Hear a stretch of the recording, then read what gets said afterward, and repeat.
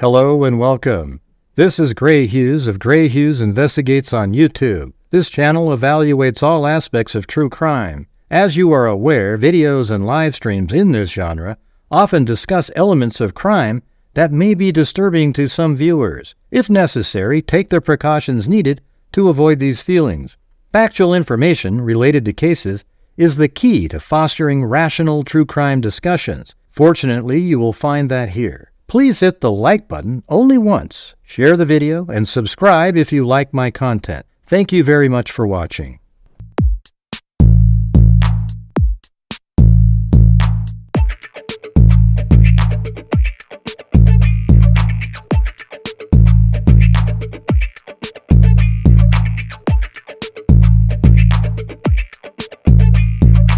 Huh? It's the house!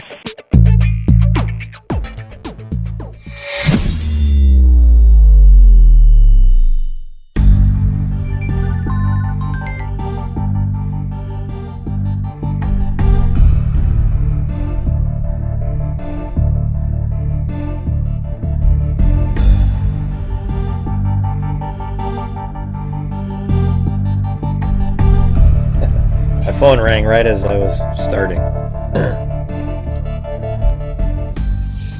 Alright. What's going on? Well, we got all kinds of stuff going on tonight. There was another ICE-involved shooting in Minneapolis. Here is the update on that by Homeland Security. Thank you to Richard Watts up there and Cheryl Bullock, who got us started tonight even before the show started. If you guys want to help support the channel, that would be fantastic. Last night we did about half of what we normal goal night, so we're behind now. So if you have the ability to support the channel, that would be awesome during the show.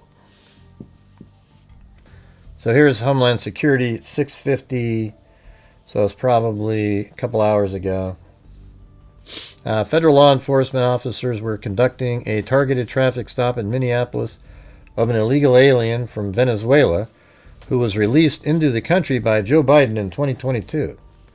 In an attempt to evade arrest, the subject fled the scene in his vehicle and crashed into a parked car. The subject then fled on foot. The law enforcement officer caught up to the subject on foot and attempted to apprehend him when the subject began to resist and violently assault the officer. While the subject and law enforcement were in a struggle on the ground, two subjects came out of a nearby apartment and also attacked the law enforcement officer with a snow shovel and a broom handle. Yeah, because these people are just peacefully protesting out there. As the officer was being ambushed and attacked by the two individuals, the original subject got loose and began striking the officer with a shovel or broomstick.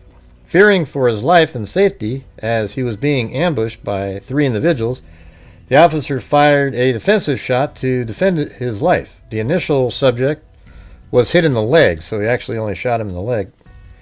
All three subjects ran back into the apartment and barricaded themselves inside. The attacked officer and subject are both in the hospital. Both attackers are in custody. This attack on another brave member of law enforcement took place while Minnesota's top leaders, Governor Walz and Mayor Fry, or whatever the hell his name is, are actively encouraging an organized resistance to ICE and federal law enforcement officers. It's absolutely true. I mean, what a joke. I mean, I don't know what, you know, Tim Walz and that mayor they're causing the problem. You know, that's the truth. Their hateful rhetoric and resistance against men and women who are simply trying to do their jobs must end.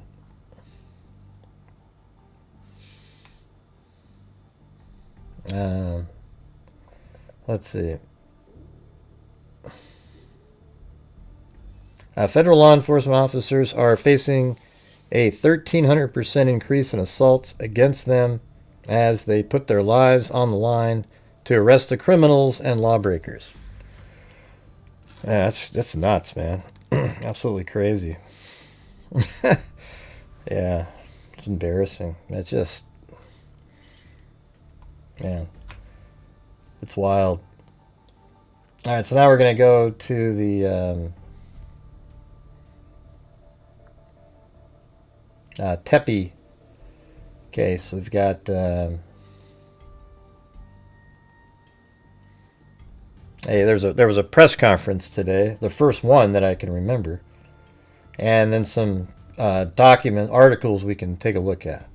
All right, so let's take a look at the press conference right now. But is there any chance tonight we can have one of those nights where it's just, you guys are supporting the channel throughout the show, where we don't have these huge lulls and then I have this sinking feeling that we're not going to come close?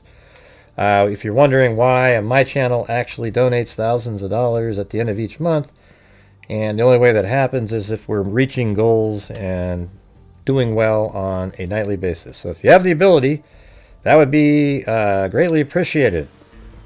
Thank you.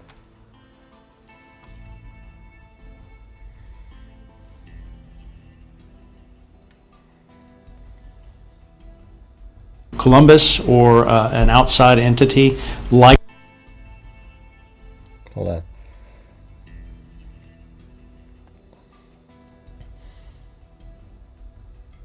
Just wanted to go over a little bit of the timeline. On December 30th, 2025, at approximately 10:04 a.m., Columbus Police Patrol officers were dispatched to the 1400 block of North 4th Street on a well-being check. Officers arrived at scene and located the 2 adult victims suffering from apparent gunshot wounds. We now know that they were identified as Mr. Spencer Tepe and Mrs. Monique Tepe. Their 2 small children were also found in the residence, physically unharmed. On January 10th, 2026, detectives filed warrants charging Michael D. McKee, 39, with 2 counts of murder in the deaths of Spencer and Monique Tepe. Mr. McKee was arrested in Rockford, Illinois without incident. He's currently incarcerated in the Winnebago County Jail and awaiting extradition to Columbus. We believe at this point we have the person responsible for the murders of Monique and Spencer Tepe in custody, and that person is Michael McKee. This is still an active and ongoing investigation. Detectives are still going through evidence, tips, and videos. We can't speak to all the specific details related to this case, so we don't want to jeopardize the ultimate goal of conviction. But what we can say, this was a targeted attack. This was a domestic violence related attack. As we know, McKee is the ex-husband of Monique Tepe. We can say that we have the suspect's vehicle on neighborhood video surveillance arriving just before the murders and leaving shortly after. Detectives were able to link this vehicle to McKee. The vehicle was located in Rockford, Illinois, and evidence was found that showed McKee in possession of the vehicle before and after the homicides. We can also say that multiple weapons were taken from the property of McKee, and there is a preliminary link from our NIBIN to one of the weapons. So they actually found the murder weapon. So when you say one of the weapons, I mean, that's crazy that he would keep something like that. Is anybody here? Because I see that there's only Lisa Valenzuela made a comment, then I made a comment, and there hasn't been one since then for the last 3 or 4 minutes. That ties it to the homicides. I want to say that our detectives work around the clock to be able to solve this case. But it's equally important to know that while this is gaining national attention, we work around the clock to solve all of our homicide cases. I'd like to bring the mayor up now to say a few words. Thank you, Chief. She didn't say what the link was. Chief, and thank you all for joining us this morning. It's obviously the link means that they tied one of the bullet shells found at the scene to the gun at the house. I mean, that's just obvious. I want to thank Chief Bryant, the women and men of the homicide division who have done an incredible job on this case and so many other cases, 100 cases solved in 2025 because of their tireless work and professionalism and tips. Oh, wait, hey, look at that, you guys. Marty said he'll match any gifted membership, or I guess is it gifted memberships? Yeah. Any gifted memberships in the next 20 minutes, he'll match it. So if you guys really want to try to help support the channel, if you know, just see if you can gift a $5 membership to somebody and during the next 20 minutes, and he'll match. I mean, we hardly ever get chances like that.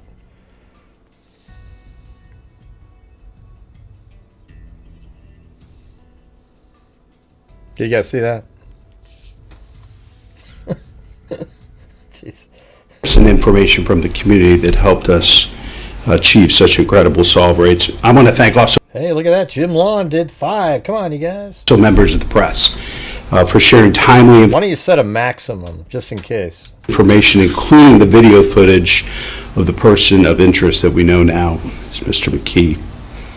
And thanks, Marty, for the challenge there.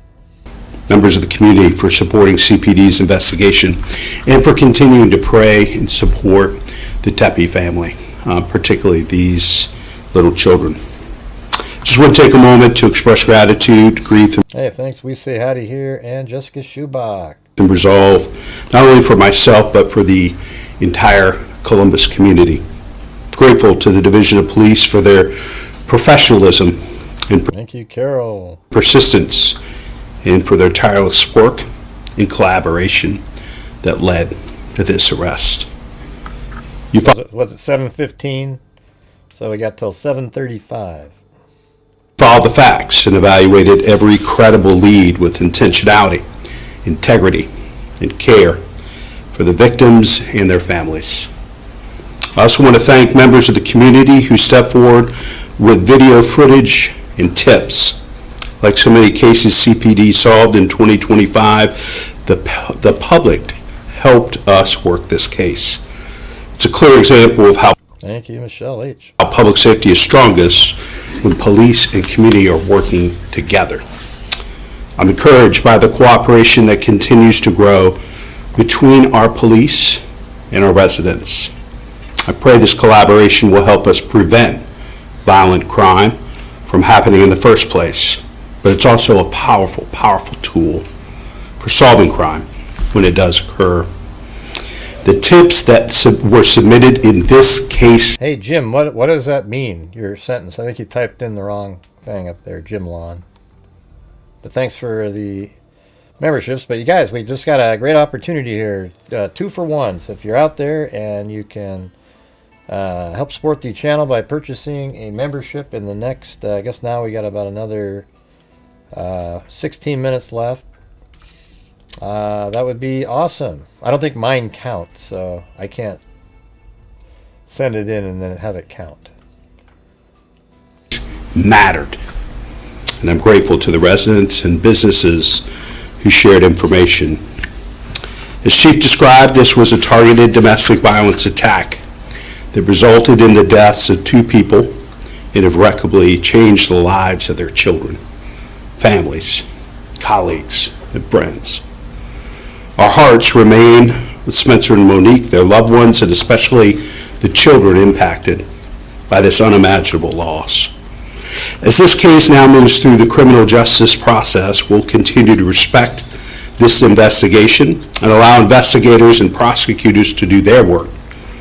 As Chief said, we will not do or say anything that will compromise the likelihood of a conviction. One thing we can still offer this family is the best possible chance at a conviction and justice for this unspeakable crime. We could also continue to lift up this family in our thoughts and prayers. I will continue to lift up every one of the 84 families that lost a loved one due to violence in 2025. And I know the Chief and the Division of Police will too, in their thoughts and their actions. I know this case has taken on national interest, but I want to tell each of these families, these 84 families. Hey, thanks, Carol Silva. So if you're just getting here, we had Marty's Bar and Grill. We'll do a matching, I guess, what time? I don't know what time you started. I think it was 12 after or 13 after. He'll match any channel memberships gifted in a 20-minute time frame. So if you guys could please help support the channel with gifted memberships, that would be awesome. That's 2 for 1 on your part. So if you just do one, there'll be $10 worth, or 2, I guess. I'm not sure I explained that well, but I mean, it'd be a great way just to get, try to help make up for yesterday. CPD pursues every case with the same intensity, commitment, and resolve. Thank you all for being here. Thank you, sir. We'll take any questions at this time. Chief, can you comment on a motive in this case? I mean, why did he allegedly kill Monique and Spencer and also leave the children alive? At this time, we cannot comment on the motive. Again, part of the investigation. Did you find any other evidence in his home in Lincoln Park? What I can tell you is that we did search his property and we have evidence, but I can't speak to any specific evidence. So there were no signs. Can you tell us which police agency arrested him and where he was taken into custody in Rockford? Sure. This case is a great example of partnerships. So our partners with Alcohol, Tobacco, and Firearms, ATF, federal agents, took him into custody very close to his place of employment. What can you tell us about McKee's whereabouts between the day of the crime and the day he was picked up?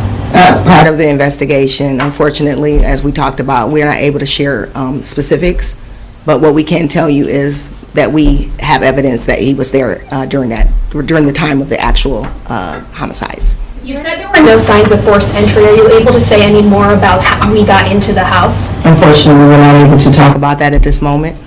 Is there any indication he had interactions with the kids, or the kids may have seen or heard anything at this point? We don't have that information. Again, part of the investigation, there's just certain things we can't talk about. Neighbors had said that they had seen McKee. I don't know if you guys saw that up there, but Marty has a outstanding 2 for 1 in a 20-minute period. If you guys donate channel memberships, he'll match it. So we're really slow for an opportunity like that. In the neighborhood and in front of the Tepe home days before the homicide. Can you confirm that? At this time, we're unable to talk about specific information, but again, Crazy. when we get additional information, we'll be more happy to share it to the public. I know this is ongoing investigation. I don't know if you can say this, but obviously they were divorced. Are you able to say anything about their relationship after that divorce? It was in 2017. Were they civil? I know he had a second wife as well. Again, there is, the investigation is still ongoing. Just understand, we're still collecting information. We're still going through a lot of evidence, and there's just some things that we can't speak to right now. Can you talk about the extradition? Will you be going to Rockford and pick him up, and when will that happen? I'll let you speak to that. Sure.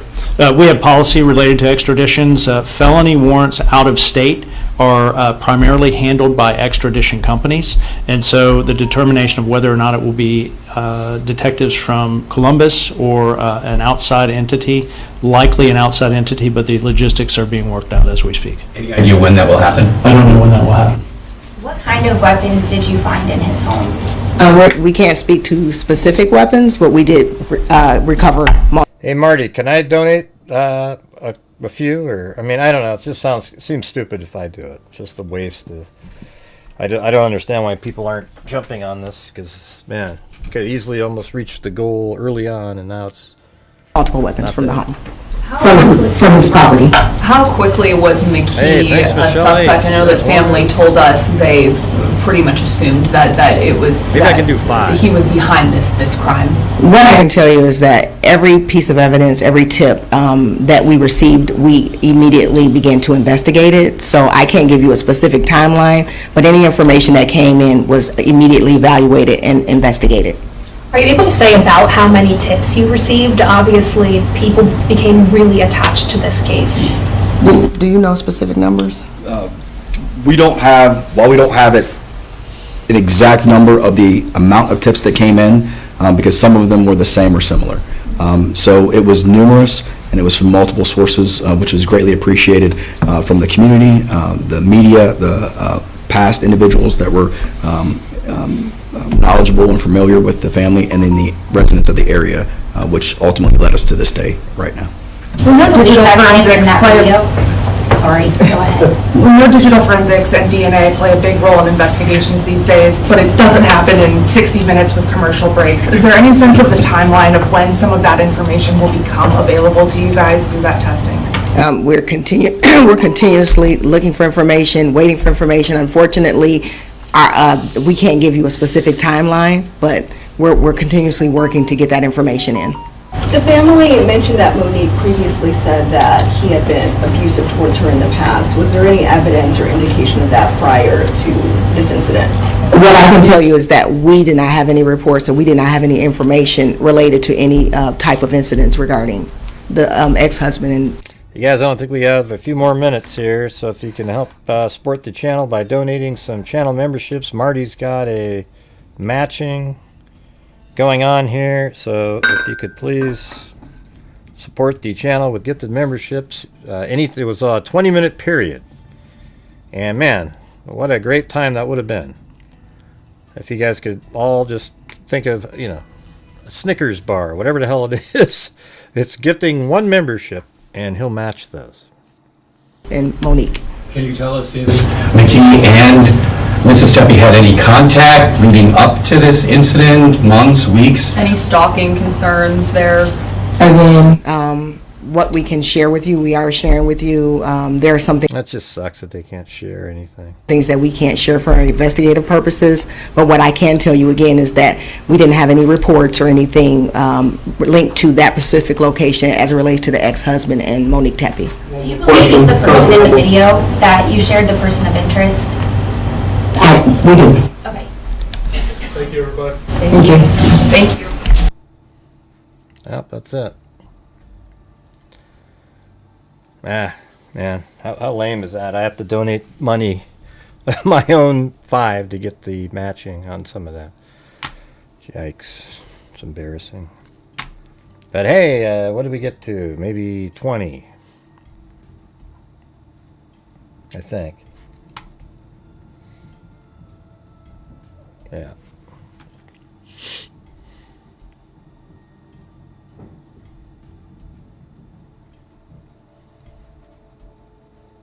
So there's that, and let's see. Man, that's just crap. We got 5 more minutes. Okay, let's see, you guys.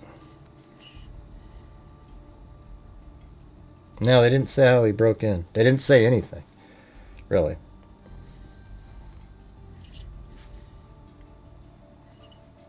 I mean, I've already repeated 5 different times that Marty's Bar and Grill said in a 20-minute period, whoever just donates a channel membership, he'll match every single one of them.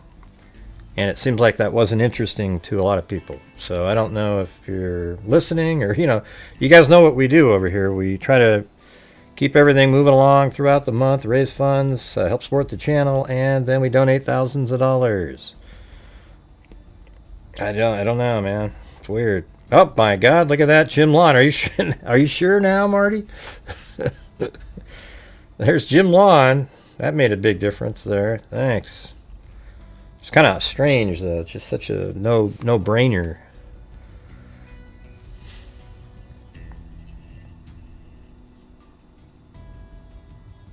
Oh, every one of them. Okay. Well, there you go.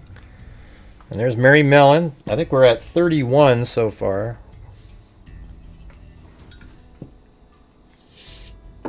Oh, 2 for everyone? You mean you're going to double it? I thought it was 1 for 1. 2 for 1. Holy crap, so that's 3 for 1 on them, right? Oh, I guess I didn't understand the math there.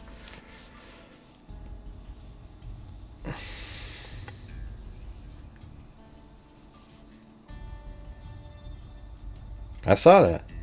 Oh, you sent 10? I didn't see you send 10. Hey, thanks, Jim Lawn. You're Jim, Teresa? Yeah, Jim just sent 10. I know he did. I said thanks. I mean, I referenced him in a comment.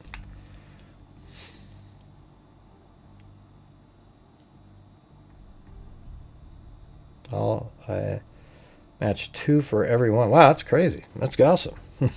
Well, 2 for 1 would be amazing. I thought it was, I don't know why I thought of it like that. Usually it's like matching, but yeah, it's 2. So if you send in 1, it's really 3. Anybody. I don't know if we got 2 minutes left or whatever, but.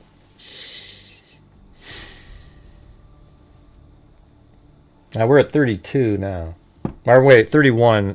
One of them was just a membership purchase. And welcome up there to, I think it was Lillian.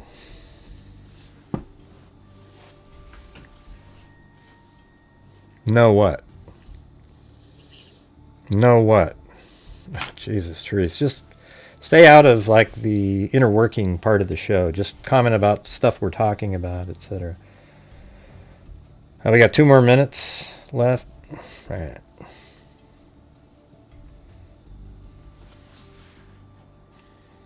It says McKee, 39, is charged with premeditated aggravated murder. Mike McKee appeared in court on Monday.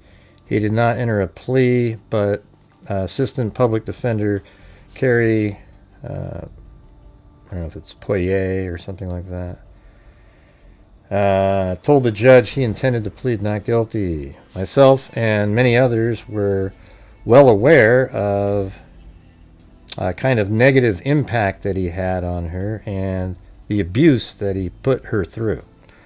All right, you guys, we got like a minute or so left. So if there's anybody out there that really wants to help support the channel, if you donate 1 channel membership, you'll get, I think it's 2 or 3 back. I think it's 3 though. I mean, I'm not sure if I'm doing that right, but like you do 1 and then the total would be 3. So it's really 2 for 1. What's going on, Deborah? Are you okay? You seem stoned. That little face you made there.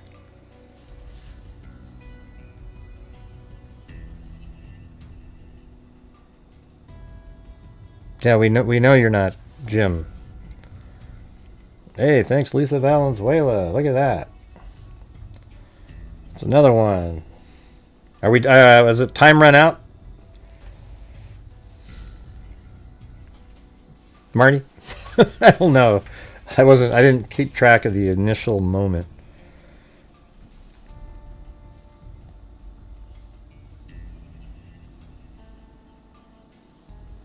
Anyways, thanks, Jim Lawn. 5, 4, 3, 2, 1, time.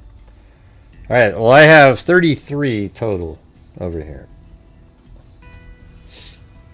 There was one before the show, but that was the only one that's not one of the 33.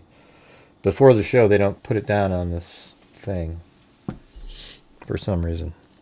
I think it's 33.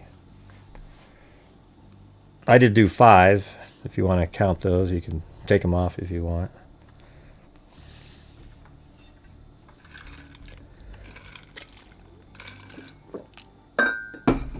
Ugh.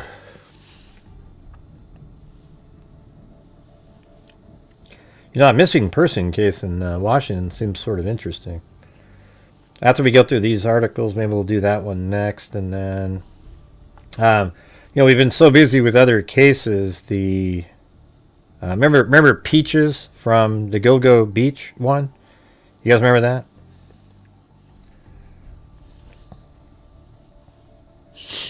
Hey, thanks. Marty's Bar and Grill.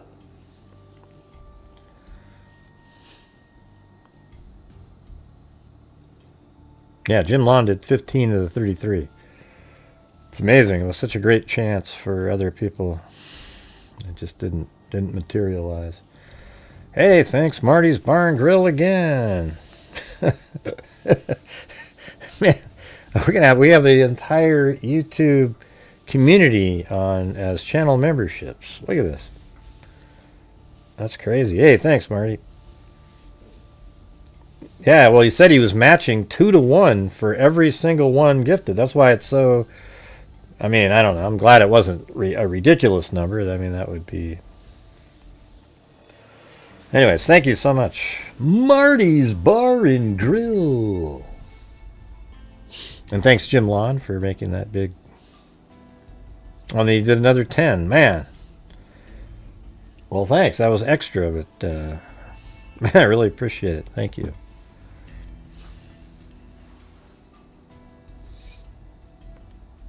Yeah, very cool, very cool. Dropped in. Great to see everyone's still at it. Hope you've been well. Yeah, not too bad. Sun Summoner. Anyways, thanks so much, Marty. That was very, very kind of you.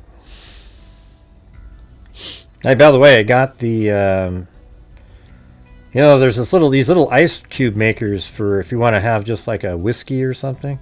And they're like a sphere and completely clear. It's really cool looking. And you can put it in a glass. That looks pretty cool.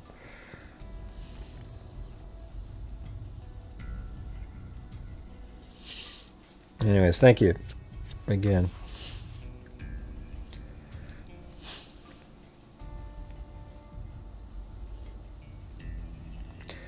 All right, see, McKee and Monique Tepe were married in... so, did anybody find out that...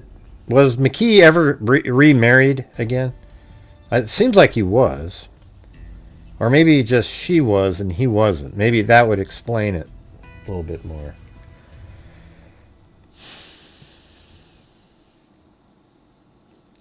There's Jim Lawn with what the hell is a gigawatt? Where is that? 1.21 gigawatts! What the hell is a gigawatt? Yeah. What the hell is a gigawatt?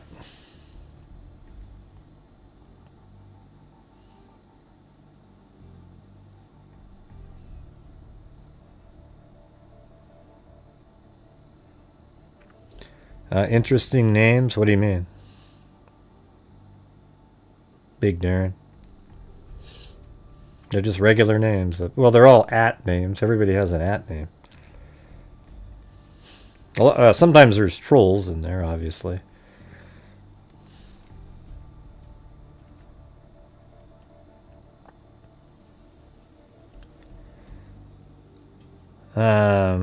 Yeah. Okay, let's just go through this. So Spencer Tepe, a dentist, married Monique Tepe, and married in 2020. And then, according to their obituary, they were some of the kindest and just most inviting people, Misla said. I think it's speaking really loudly. I think I'm too... What happened to my screen? I got like too close to the camera. There we go. And then it's so bright. I don't know what it is. I feel like... let me see. Temperature. I like it when it's more like that. Like this one, you can make it. That's too high there. If I turn on auto, is that? Yeah, maybe like that. They were some of the kindest and just most inviting people, Misla said. I think it speaks really loudly that their funeral had over 1,000 people there. The Tepes are survived by their 2 youngest children. We just want justice. We want this person that took so much from not just us as a family, but so many more people.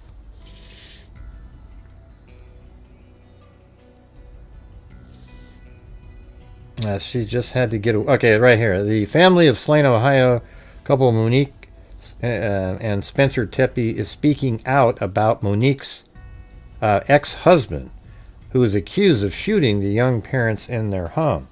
She just had to get away from him, the Tepe brother-in-law, Rob Misla told ABC News. McKee, 39, is charged with premeditated aggravated murder. Myself and many others were well aware of kind of the negative impact that he had on her and the abuse that he put her through, the torment, and he put her through, Misla said. She was willing to do anything to get out of there. She was a very strong person. I mean, that's pretty interesting, right? I mean, isn't it kind of cool, like when we were working through this case originally, how we were able to sort of predict almost all of this stuff. Like, it literally, I should have pretended I was a psychic channel, you know? I think it would have worked well. Yeah, and see, that's what leads us back. I always pull this one up because I remember going over this, and I think this is absolutely the truth now, that on those 911 calls, when Mark Valros, the owner of the dental office, was talking to the 911 operator, he said, I don't know how else to say this, but we are very, very concerned. This is very out of character for him. He continued, out of character for Spencer. We can't get in touch with his wife, which is probably the more concerning thing. And see, when I read that, I go, oh, wow. So that means that the people that work at Tepe's office are aware of something in the background regarding stalking or something of somebody like an ex or somebody associated with Monique Tepe. And it turns out it's the ex-husband. And I guarantee you that's exactly what this is right here. That they were aware of something. And I think that's also why they were so panicked so quickly, everybody at that office, and we said that originally too, way before anybody in the media was talking about it. We were saying that the people at his office were probably panicking so quickly and wanting to get answers and do a welfare check because they were aware of this issue going on in the background. Okay, so even though on the 911 call they didn't say, hey, she's got this ex-husband, that might have just been, they're not willing to bring that part up yet, etc. Some people do that, some people don't. I know, like in Jody Arias's case, everybody quickly, even on the 911 calls, we're talking about Jody, etc. And so that's a negative towards that being the case, but I actually just think they just didn't say it. I think that, why else would you say we can't get in touch with his wife, which is probably the more concerning thing? As soon as I heard that, or not as soon as I heard it, I had to read it again, and I was like, what that's sort of a weird, why would you say that? And then it all just kind of fell into place.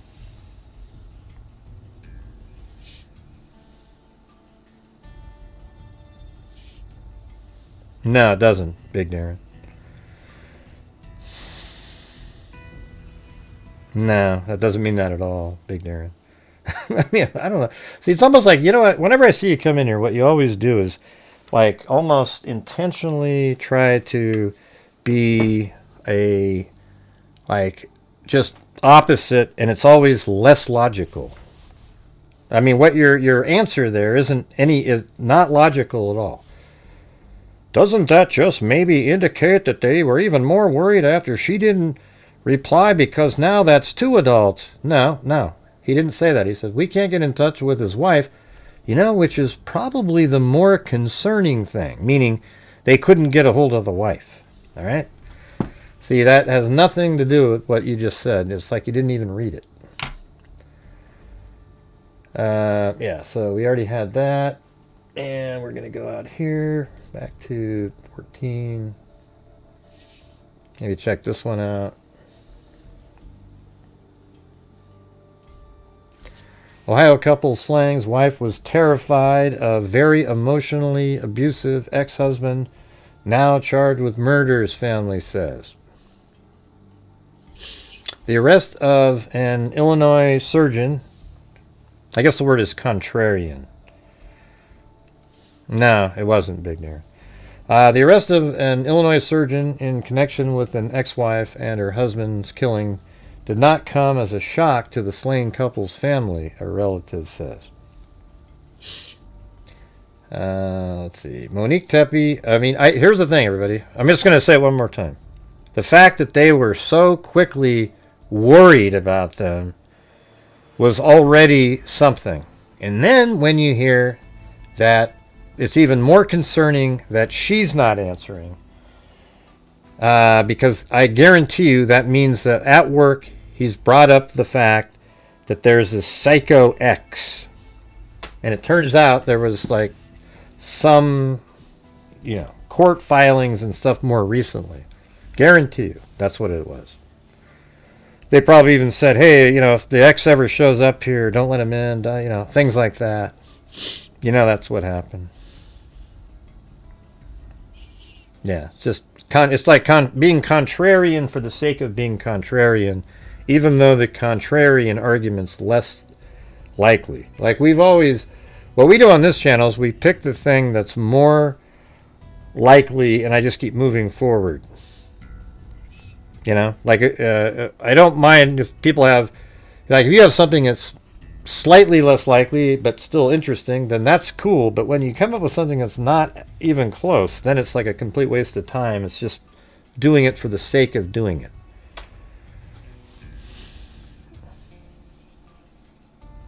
Right. Anyways, Monique Tepe and her husband Spencer Tepe were fatally shot in their home in the head of the night of December 30th. Monique's ex-husband Michael David McKee, 39, who she divorced nearly a decade ago, was arrested. Now 37-year-old Spencer's family says they were not surprised that McKee has been identified as a suspect. Monique was very vocal about being terrified of this guy till her death. Rob Misla, who is married to Spencer's sister, tells People.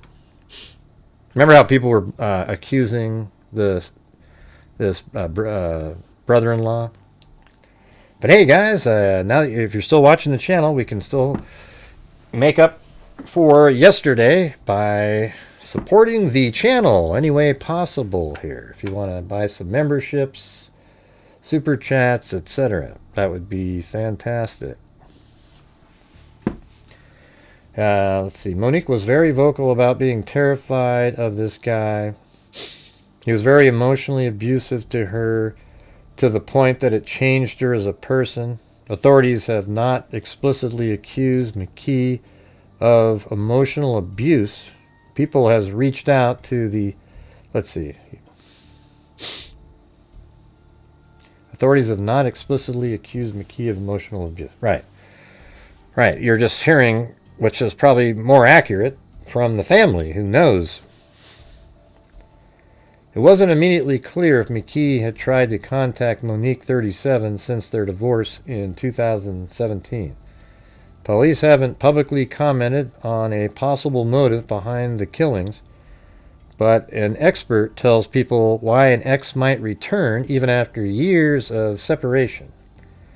An ex may fixate on a narrative that they were wronged or replaced. And isn't that crazy?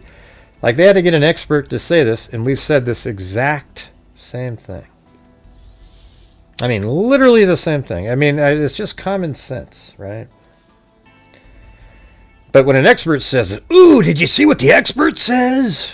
It's so strange. It's just, you don't need an expert to tell you stuff that's common sense.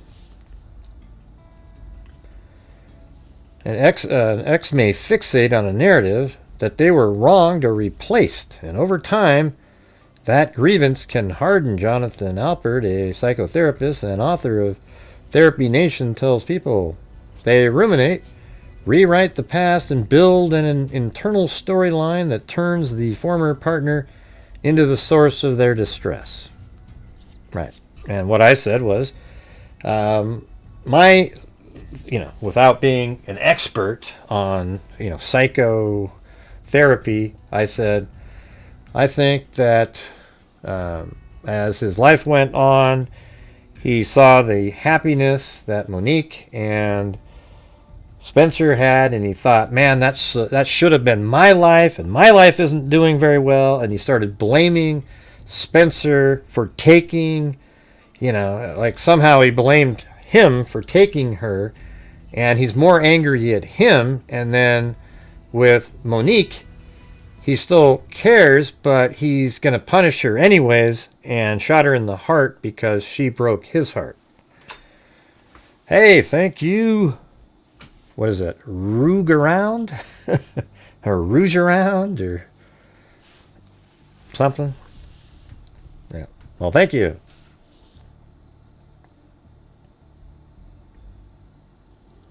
We don't know what that means, Jamie, but we're going to have to remove you if you're going to make negative comments about people.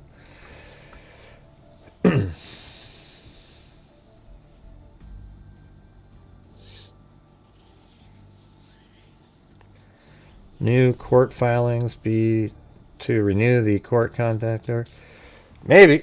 Yeah, I mean, it could just, whatever it is, I mean, he was obviously trying to do something new. Okay. Bye-bye, Jamie. Here's what's going to happen, Jamie. Angus, you're going to comment, and you're going to still think your comments are showing up, but they're not. You've been removed from the channel. And you won't be able to tell that you've been removed. You'll just think that your comments are being read by everybody, but they won't be. But you can spend all day typing away and say whatever you want now, okay? Type it in. Nobody will ever see it. I can't even see it. It's awesome. It's good stuff.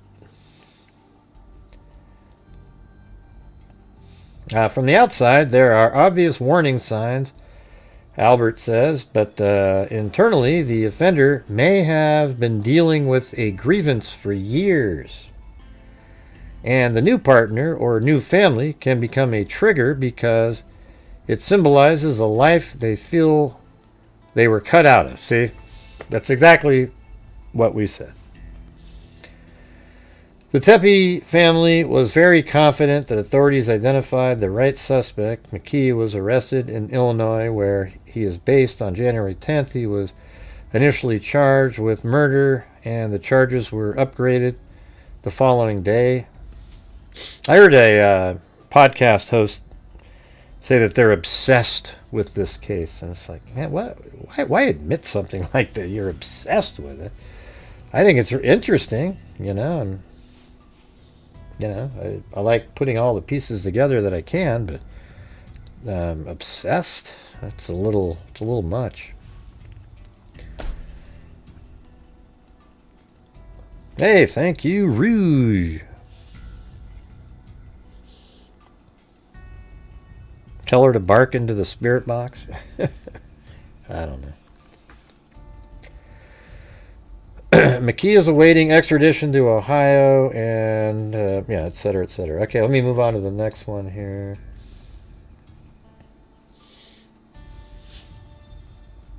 Okay, we got that. We believe at this point we have the person responsible for the murders. I think it's absolutely obvious. This was a targeted attack. This was a target attack. This was a domestic violence related attack. Multiple weapons were recovered at the property. One of them with a preliminary link through the National Integrated Ballistics Information Network. So what that means is he took the weapon that he killed the Tepes with, and he still had it at his house, and they were able to link that weapon forensically to the bullet shell casings that were ejected from the gun at the house.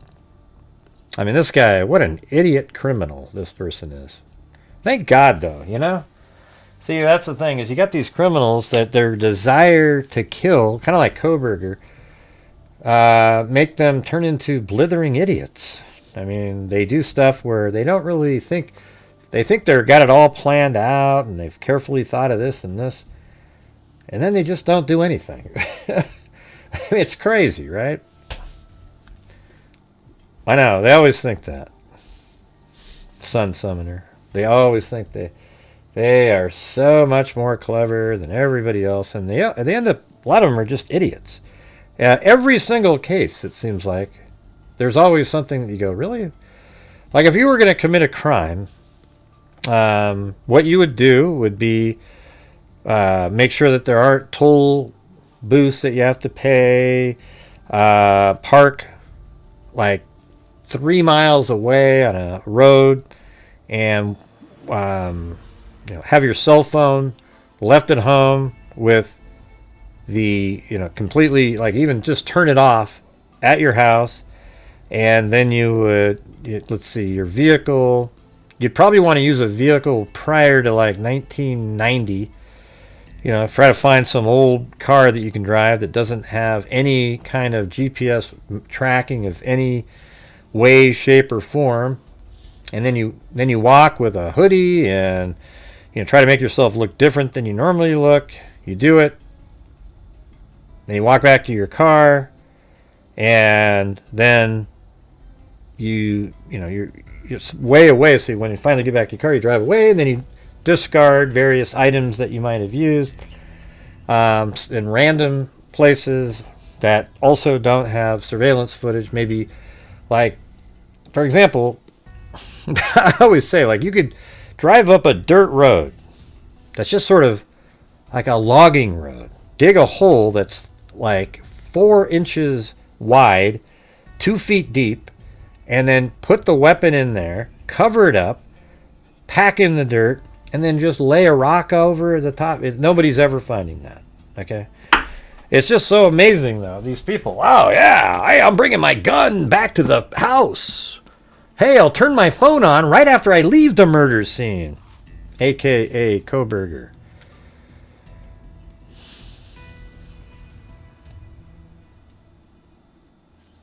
Seems like he didn't care if he got caught. Yeah, it almost seems like that, doesn't it?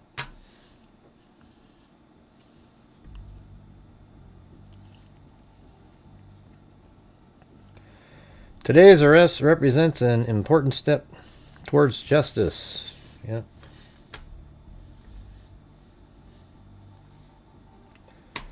Weapons found on the property of Illinois surgeon accused of killing ex-wife and Ohio dentist. This is on NBC.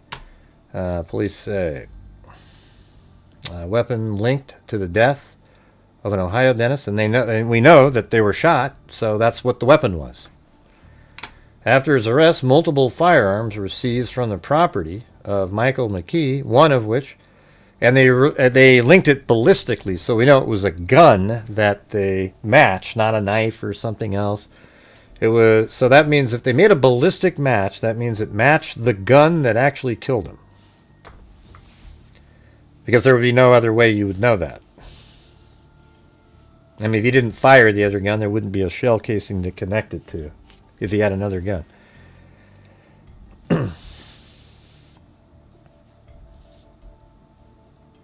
What we can say, this was a targeted attack. McKee, 39, and Monique Tepe married in 2015 and divorced because of incompatibility 2 years later after they were already living separately. Records show. Family, so they were separated for 7 months or so. I thought it said something like that.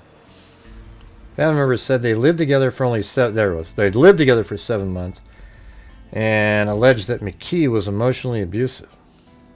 Man, that's a short marriage. It was so impactful that she had to leave the relationship so abruptly and get out because she was so worried. Bryant said McKee's vehicle was seen on security video near the Tepe's home just before the murders.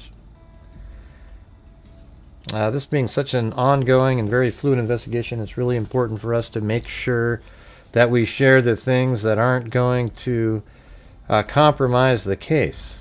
The couple were discovered dead at their Columbus home on December 30th after worried friends and colleagues called authorities. A friend of Spencer Tepe called 911 after he stopped by the Tepe's home to check on him and found him lying next to his bed in a puddle of blood. The couple's otherwise unarmed children could be heard crying in the background. We have 2 little children who have lost their parents, a family that will never be the same, Columbus Mayor Andrew Ginther told NBC News. So there you go. Yeah, so basically today's news was the same news that we heard a few days ago, is that one of the family members said that Monique had told, they were all aware of the ex-husband and that she was scared of him. That's crazy that many years later, though. That's sort of unusual. That's about the only thing that's a little unusual. It's like 8 or 9 years later.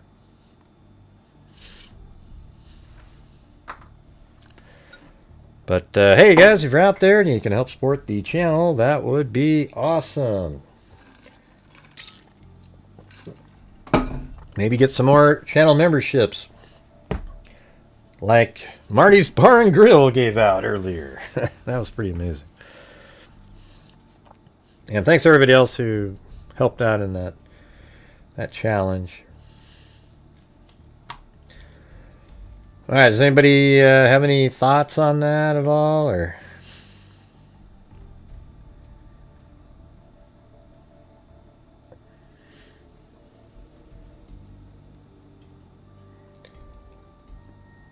Yeah, this is that video that Tracy shot.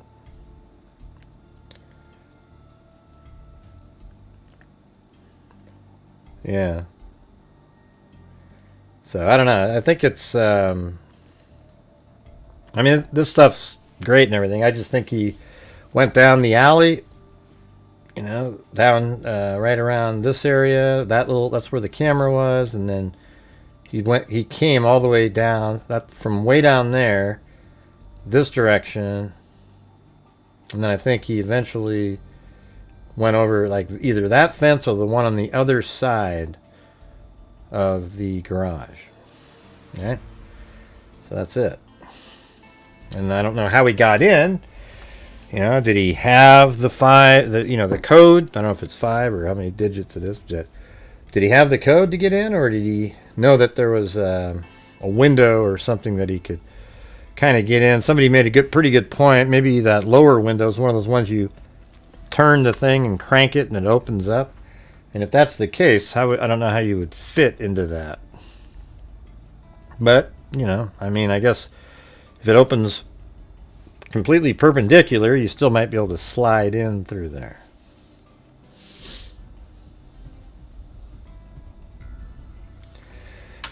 All right, well, guess what we're going to do now? Let's take a look at this other a missing person case that's active right now. I actually saw it on Amber Maiden's Facebook. I was like, oh, that looks pretty interesting. So I looked it up. There's surveillance too, so look forward to that. So this is her right there. That's a shot from the surveillance. She's 15 years old, and she's missing, and she's actually from the state of Washington. We hardly ever get those. Let's take a look at one of these. I think she left from school just based on. So what the deal is here's the high school right there, and then at 8 in the morning, she ends up coming from, let's see, like right over here. By this, there's surveillance cameras right on top of this, so she comes in like this, and then I was looking over here and I go, well, that's right where the school is, so maybe she was dropped off at school and then kind of came around, and I guess, yeah, right there, I mean, you would just, well, that doesn't seem to work like that. I'm not sure how you get down to that level, maybe, yeah, I guess if you went down like this and then came around, you're now below, and then you could walk by. And this is in Port, what the hell's the name of it? Orchard, I think. Yeah, Port Orchard, Washington. You know that area at all? Anybody?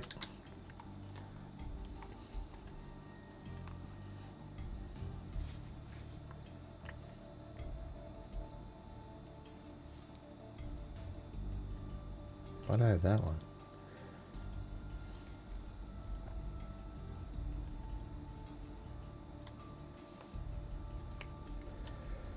All right, police are frantically searching for a teenage girl who vanished in Washington State more than a month ago after getting into the car of a 45-year-old man who goes by Money-Making Prince, according to authorities and reports.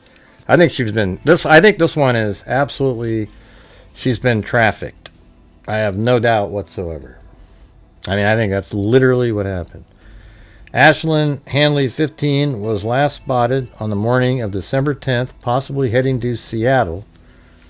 Security footage showed Hanley dressed in a pink buffer jacket in the parking lot of High Joe Bowling Alley in the, I don't know if she was wearing the jacket, but in the High Point Shopping Center, where she hopped into a black 2011 Buick Enclave, according to NBC Dateline. Investigators later determined the Buick Enclave, which turned a corner and headed south with the teen inside, was registered to Lavelle Antron Cotton 45, the outlet reported. Police have been in contact with a person identifying as Colton over the phone, but have not been able to speak with him in person. Hanley was released from juvenile center with an ankle monitor. Okay, so this girl, the one that's missing, Hanley was released. All right, let me go back up here. Cops are now looking to speak to Cotton. Police have been in contact with a person. So it says Hanley was released from a juvenile center with an ankle monitor days before she vanished.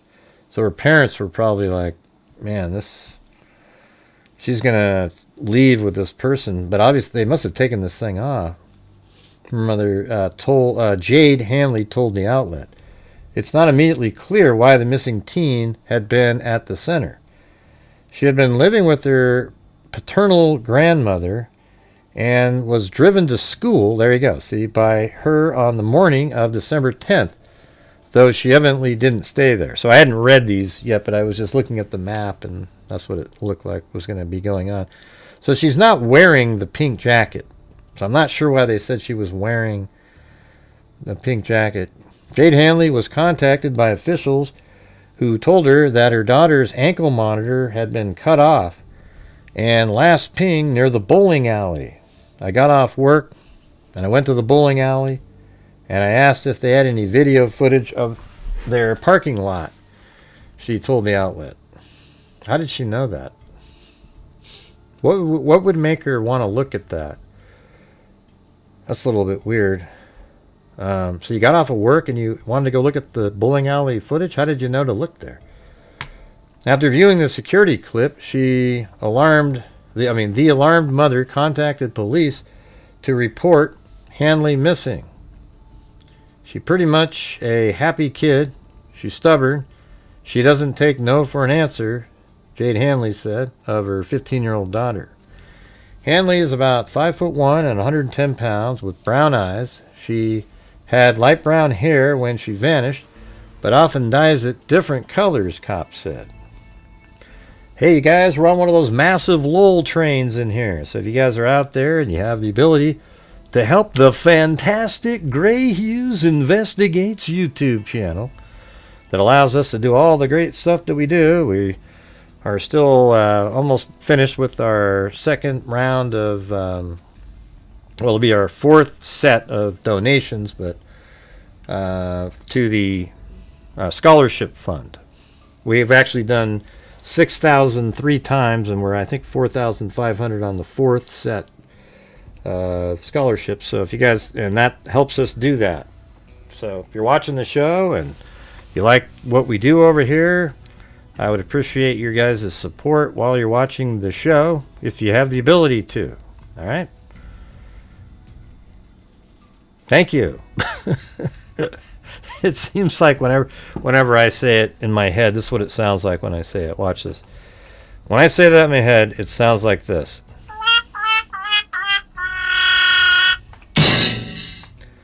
Just like that. That's the vision I get. Let's see. So Hanley is about 5'1", 110 pounds with brown eyes. She had light brown hair when she vanished, but often dyes it different colors, cops said. Port Orchard police are now working with multiple regional task force and outside agencies to help locate Hanley, who they believe could be in the east side of the Puget Sound. Cops have urged the public to come home with any tips on the girl's disappearance, as well as information on the whereabouts of Cotton. I actually looked up this Cotton guy, and I found a reference to him from like 2000 and I don't know if it was 12 or 14, but it says Lavelle Antron Cotton, a 34-year-old resident now he's 45 or so, of Seattle, Washington, appeared on charges of conspiracy to distribute methamphetamine and possession with intent to distribute methamphetamine. If convicted of the most serious charge contained, and you guys see exactly why I have that sound? Because right after I mentioned it, that's what the effect was in my head, based on observing the chat and nothing happening. If convicted of the most serious charge contained in the indictment, Cotton faces life in prison, $10,000 fines, and 5 years. So this guy's a really bad person. And, you're into meth and these other things, so you're just looking for ways to make money. So I think it's certain that he pretty much, got her into trafficking.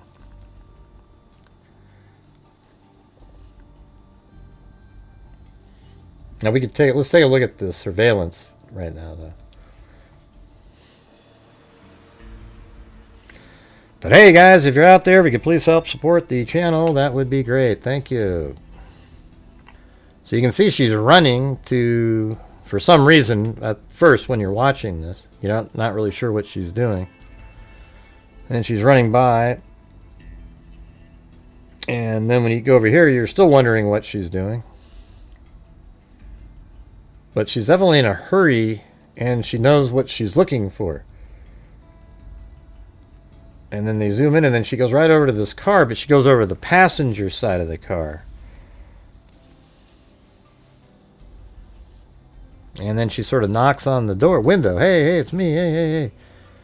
And then she's let in. Kind of a weird car for a trafficker. I don't think she's running away. I think she knows she's being trafficked. Or wants whatever this guy is doing. I mean, everybody, sure, running away. I mean, obviously you're choosing not to be at home. I just think it's more complex than that. It's not like this guy just convinced her, hey, get away from your... like, hey, I want to get away. And she just said, oh, cool. I think there's more to it. Remember, she was just out in the facility with the ankle monitor. I don't know. I don't know how she couldn't know that when you're going to be hanging out with a guy that's 40-something years old. That's probably got drugs and... I don't know. Maybe.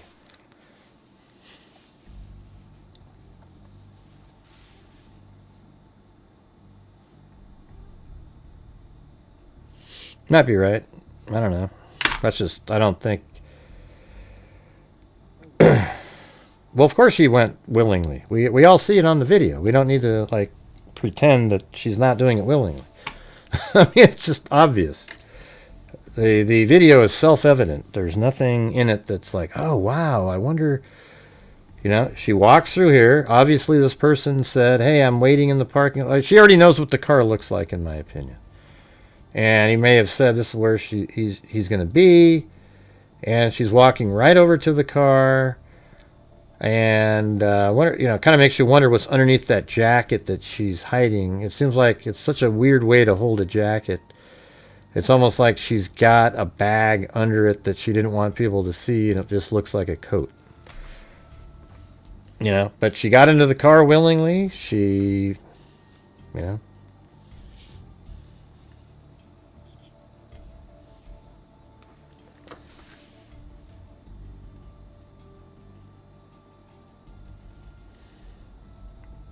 And this is the guy right here.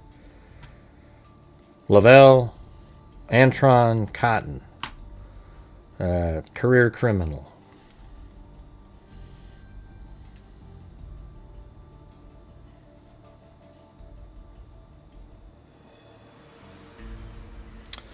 Police are frantically searching for a teenage girl who vanished in Washington State more than a month ago and after getting into the car of a 45-year-old man who goes by Money Making Prince.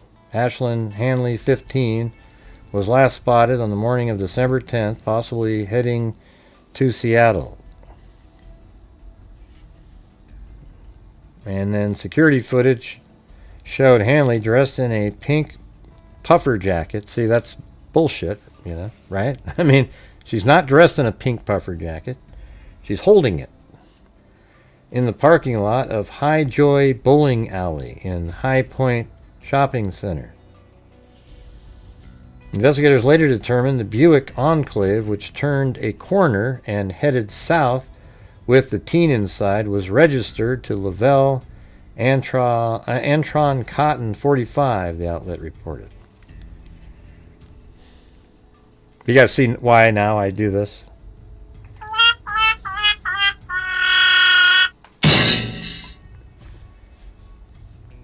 Hanley was released from juvenile center with an ankle monitor days before she vanished.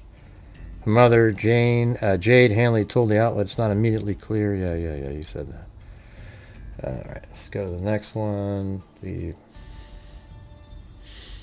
missing Washington girl, 15, hasn't been seen in weeks, and police want to speak to the man. I mean, man, it's been weeks already.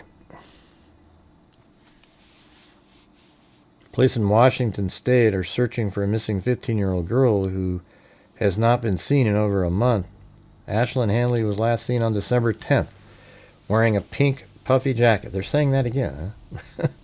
And possibly heading to Seattle. In a subsequent update, Port Orchard police said they wanted to speak to Lavelle Cotton, 45, regarding Ashlynn's disappearance. Cotton's car is a 2011 Buick Enclave that Ashylynn was seen getting into prior to her disappearance. I mean, I guess it's somebody else could have been driving the car on his behalf. Ashlynn's mother, Jade Hanley, told NBC that her daughter had been released from a juvenile detention center days before she went missing and was wearing an ankle monitor.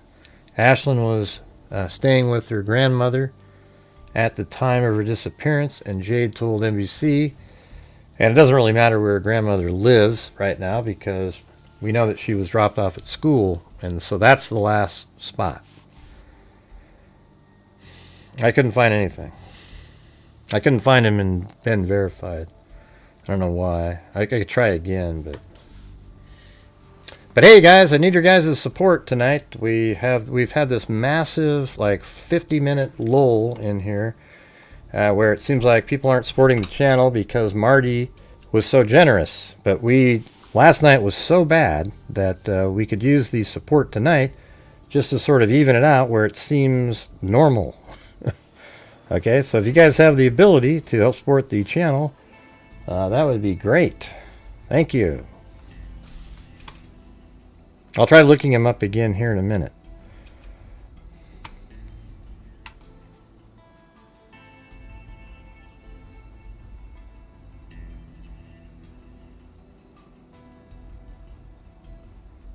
Ah, jeez. Authorities later released surveillance footage of Ashylynn getting into the Buick.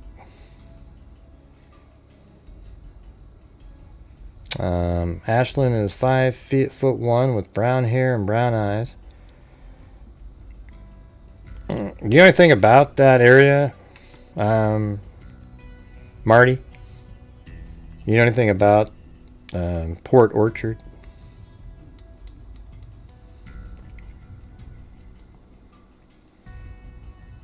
Money Making Prince and Little P Dog. He also goes by Little P Dog.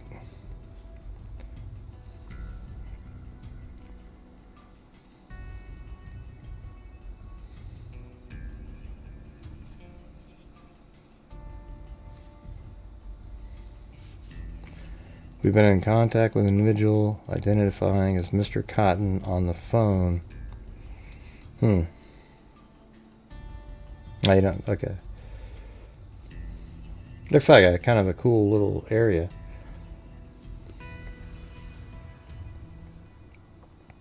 I mean, this is it right here.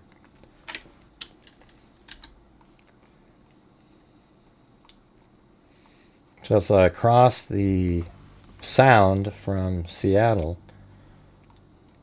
but it looks like you can drive over this bridge right here at some point to have gotten over there. I think that's where we picked up. That's funny because we picked up Blue and Clancy and Benny up in this area somewhere at a dog. This lady that did the dogs. Huh? What are you talking about? My dogs? I was just talking about my dog.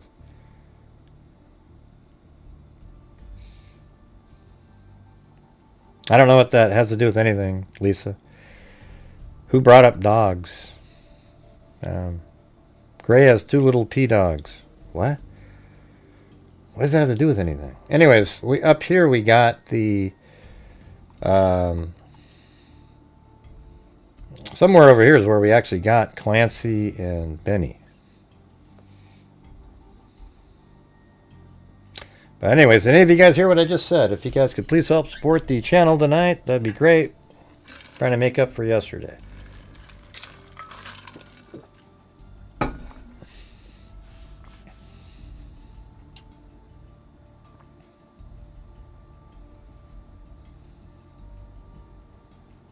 Spider monkey. Yeah, but what does little P have to do with my like having 2 dogs? I just don't get it, man. It's not really there's nothing humorous in there. It's weird. All right, so anyways, they're over here on this side of the Sound, and the only way really to get there other than by their what do they call those things? Yeah, what are those boats called where you put the cars can go on them? I forgot for some reason. This is the only way to get over there other than that. I mean, there's no other bridges or anything like that, see? So you'd have to, before you got to Tacoma, you'd have to go up and go over that bridge. And I remember going over that at one point. Okay, as long as you get it, sure. Yeah, ferry, there you go.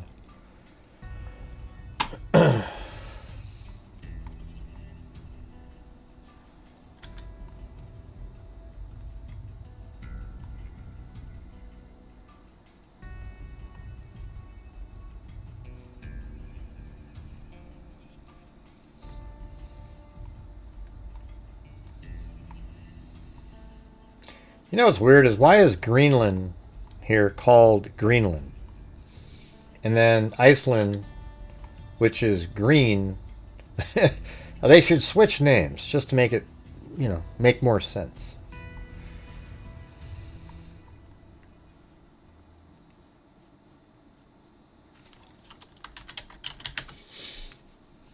See, like there's Greenland, and oh yeah, that's right. Iceland's just right off to the side. And see that has some greenery to it. It's cold as hell again. However, this one is completely covered in ice. Seems like that would be Iceland. Just a question.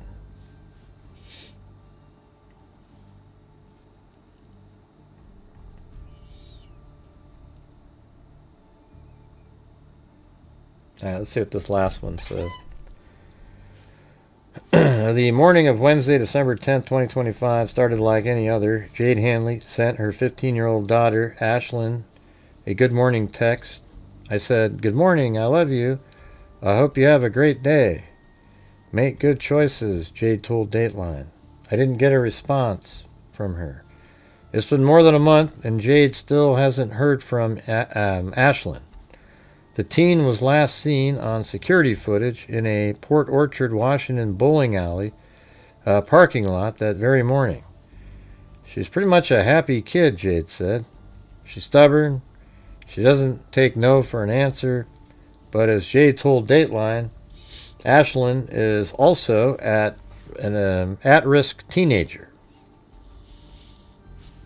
Just days before she vanished, Ashylynn had been released from a juvenile center with an ankle monitor. I think, here's what I think. I think she'd been working for this guy for a while, doing other things that she shouldn't be doing. That's why she knew exactly who he was when she went over to him. I think it's possible that the reason she was in juvenile detention and the fact that she needs an ankle monitor is because of an association, things that she did that she was caught doing that are associated with that guy.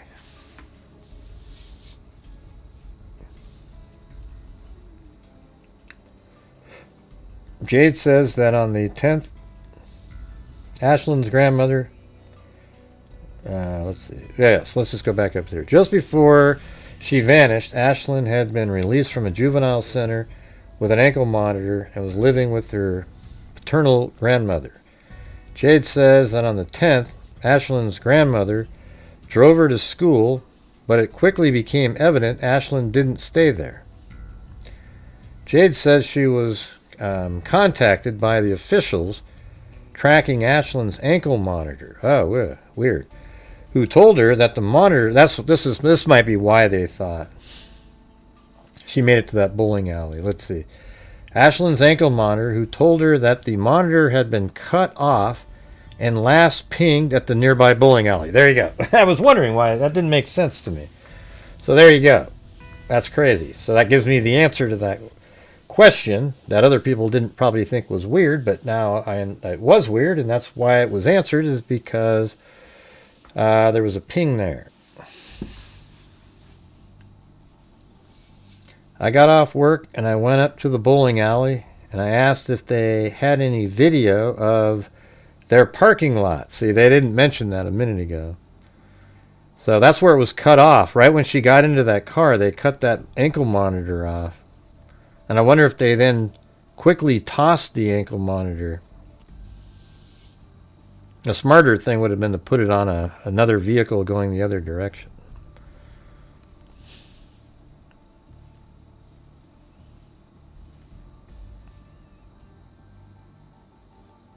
Yeah, well, why do you need to send me her Facebook page?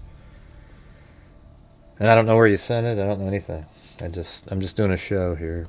I got off work and I went to the bowling alley and I asked if they had any video footage of their parking lot. She said Jade says the employee was able to send her the footage. She then contacted the Port Orchard Police Department to report her daughter missing. Just a few days after Ashylynn was last seen, the Port Orchard Police Department posted about her disappearance on their Facebook page. They were asked for the public's help. What if maybe that's where a Faraday bag could be used, where you cut off the ankle monitor and put it into a Faraday bag immediately, and then it's not transmitting any signals. That would be an interesting use for that. But hey guys, if you're out there, if you could please help support the channel, I would really appreciate it. Helps us do a lot of different things here. They were asking for the public's help in locating the teen, who they believe may have been headed to Seattle, which is on the other side of the Puget Sound from Port Orchard. Deputy Chief Alan Iwashita of the Port Orchard Police Department told Dateline his office is working with multiple regional task force and outside agencies to help find Ashylynn. We have information that she's possibly on the east side of Puget Sound, which makes it difficult for us as an agency, he said. Authorities have recently released the security footage from the parking lot of the High Joy Bowling Alley in the High Point Shopping Center on the northeast parking lot camera. Ashylynn can be seen running from behind the trees on Mill Hill Drive into the parking lot. She is carrying a bag and a pink puffy jacket. On the northwest parking lot camera, Ashylynn is seen slowing down the walk, making her way to the other side of the parking lot. I wonder why she was running. Where she gets into the front seat of a black SUV. She had told Dateline they have identified the SUV as a 2011 Buick Enclave with Washington State license plate CPL 3118. Maybe I can do that. Hold on. That might be a good way to identify this person.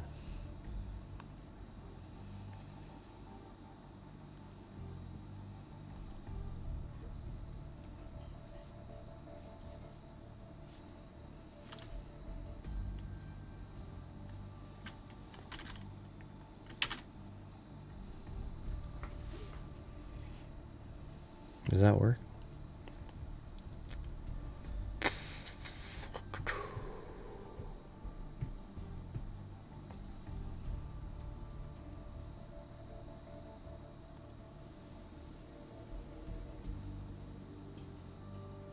I don't know if it does. It does VIN numbers. I don't know if it does plates.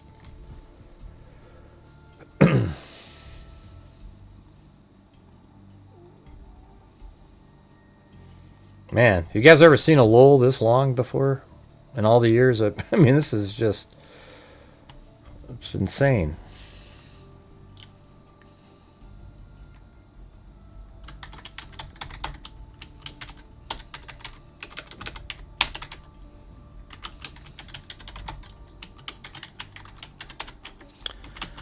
Yeah, great. Good for you, KK. Right in the middle of something over here. Yeah, I found a guy that was 95 years old, so that's not him. Is he a junior?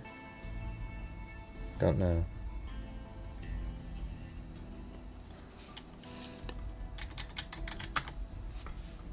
I know he's got a bad criminal.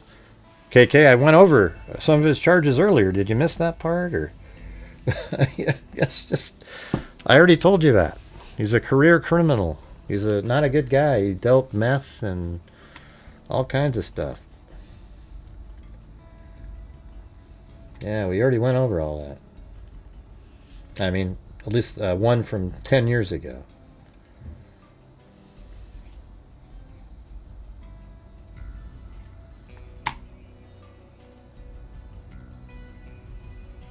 Yeah, so if you guys could please help support the channel so that I feel like it's worth doing these shows. We're at a certain point now where it's just these massive lulls make it really just sort of disheartening, to say the least. So if you have the ability to help support the channel, I'd really appreciate it. This month hasn't been great so far. It's kind of right in the middle of the road, but, you know, yesterday wasn't.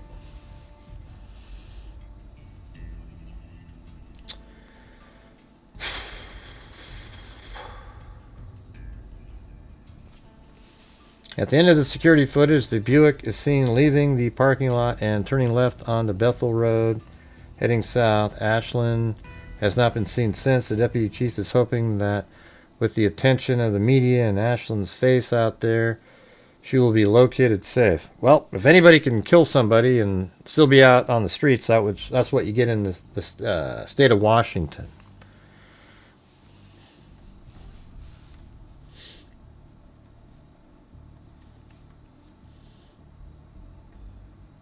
Yeah, no, there's no coffees in there, Lisa. Hey, look at that, Jim Lawn. Thank you. At least it's something out there that makes it seem like I'm doing something.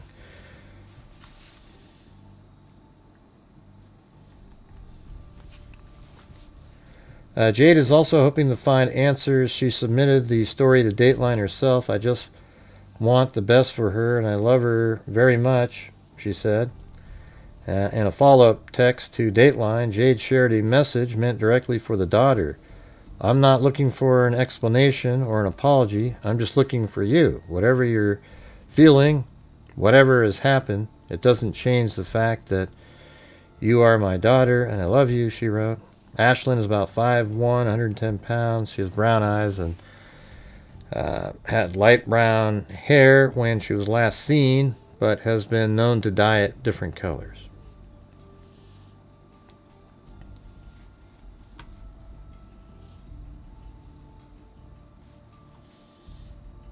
Yeah, I just found that he's a meth dealer.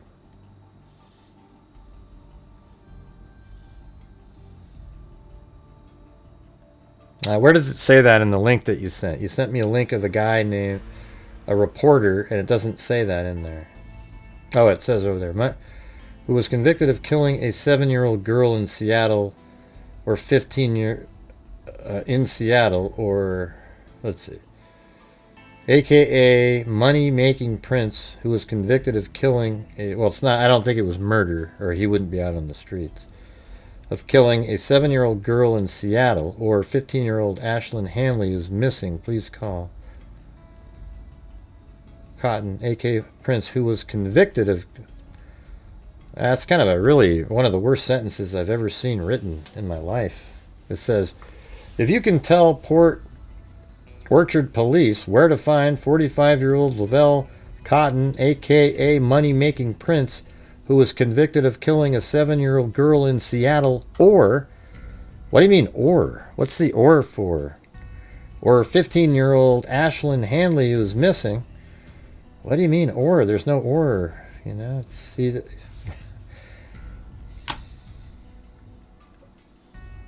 That doesn't make any sense. How come does anybody else ever have issues like that where you're just sort of reading it and you go, what is he saying? It's ridiculous. What are you typing in Oregon LOL? What does that even mean right there? No, he doesn't say it that way. It's he said in Seattle with a small OR. You're wrong, okay? Look, right here. Look, read this. Cotton, a.k.a. money-making Prince, who was convicted of killing a 7-year-old girl in Seattle, or 15-year-old Ashylynn Hanley, who is missing. Okay, I guess what they're saying is, let's see, Cotton, a.k.a. money-making, okay, if you can tell Port Orchard police where to find, I guess they want you to find either one of these people, that's where the or came in. Lavelle Cotton, a.k.a. money-making Prince, who was convicted of killing a 7-year-old girl, or, if you know where Ashylynn Hanley, who is missing, is, call 911. Wow. That is just ridiculous. Why not just say, if anybody has any information on where Lavelle Cotton, a.k.a. money-making Prince is, we believe he and Ashylynn Hanley are together, and if you know where they are, give, say something like that. It's just, the way that was written was just stupid.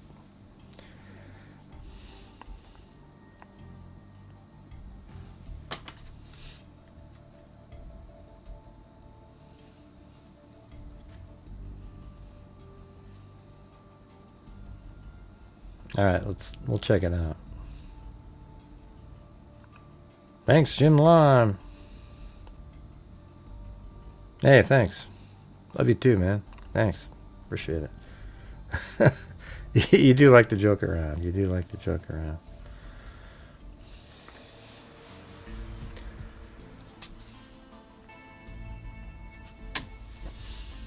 Port Orchard police are searching for a person of interest in the disappearance of 15-year-old Ashylynn Hanley.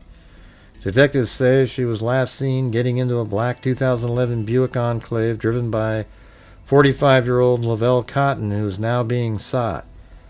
Ashlynn's whereabouts remain unknown, and police urge anyone who sees her, Cotton, sees her, Cotton, or the vehicle, to call 911.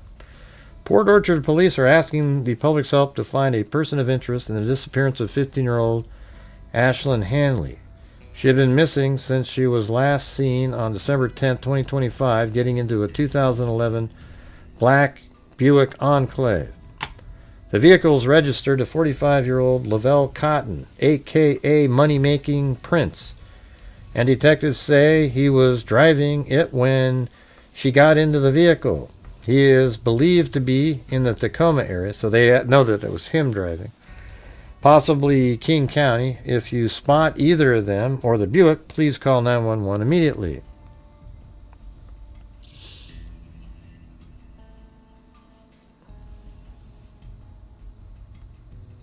What does LOL mean? Jesus. I remember asking that like 10 years ago or something.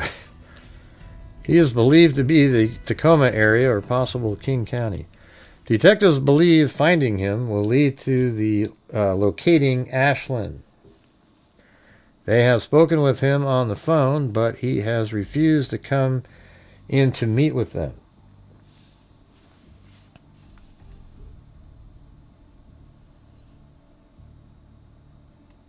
We're seeing new pictures and video tonight that could help police track down a teenager missing from... It says he has a warrant for his arrest in Lewis County for a separate case. In 1995, Cotton shot and killed a 7-year-old. I thought he was already convicted of that. It's set up above. So he's got a warrant for this? In 1995, Cotton shot and killed a 7-year-old girl in Seattle when he was 13 years old. See, he's just been a career criminal. She was caught in the crossfire while he and 2 others were trying to collect a drug debt. Jeez, what a... this is just one of those people that should not be on the streets. This is where you just feel like, wouldn't it be great to be like Singapore, where this guy just is immediately executed? Because this guy has no redeeming qualities. He has nothing but anguish. He causes anguish, fear, and heartache for other people. And he's killed people, and he does drugs. He sells drugs. I think it'd be great if you could just execute people like this without any wasted time. This is just sick. These kind of people are, 13, then he gets back out on the street, and then he gets convicted of drugs. There should be like the shortest leash ever on shit like this. Like, you kill somebody, you're 13 in a crossfire, you kill somebody, you get out, you commit one felony after that, you're in prison for the rest of your life. This guy should never have been out on the streets. And he's still out there. Just willy-nilly. Oh, it's Seattle, the sanctuary cities, they just don't care about shit like this. It's crazy. They put people's lives in danger by not throwing the book at these people. I just wish you could do that, but of course you got to, we have our systems, because then you could start abusing it and everything, but God.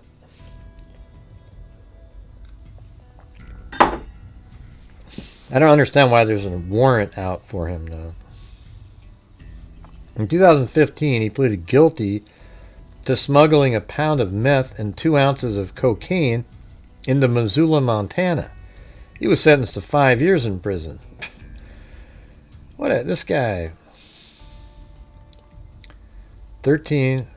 She was caught in the crossfire, and he was sentenced to 23 years in prison.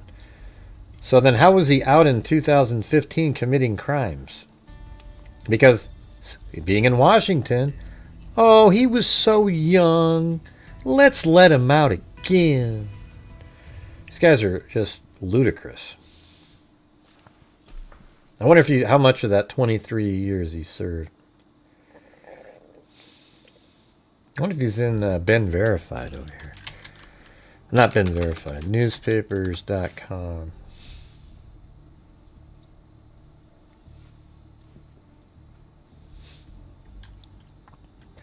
So it's just Lavelle Cotton. Well, hell, we can just go... What the heck? That didn't work. Control C didn't work.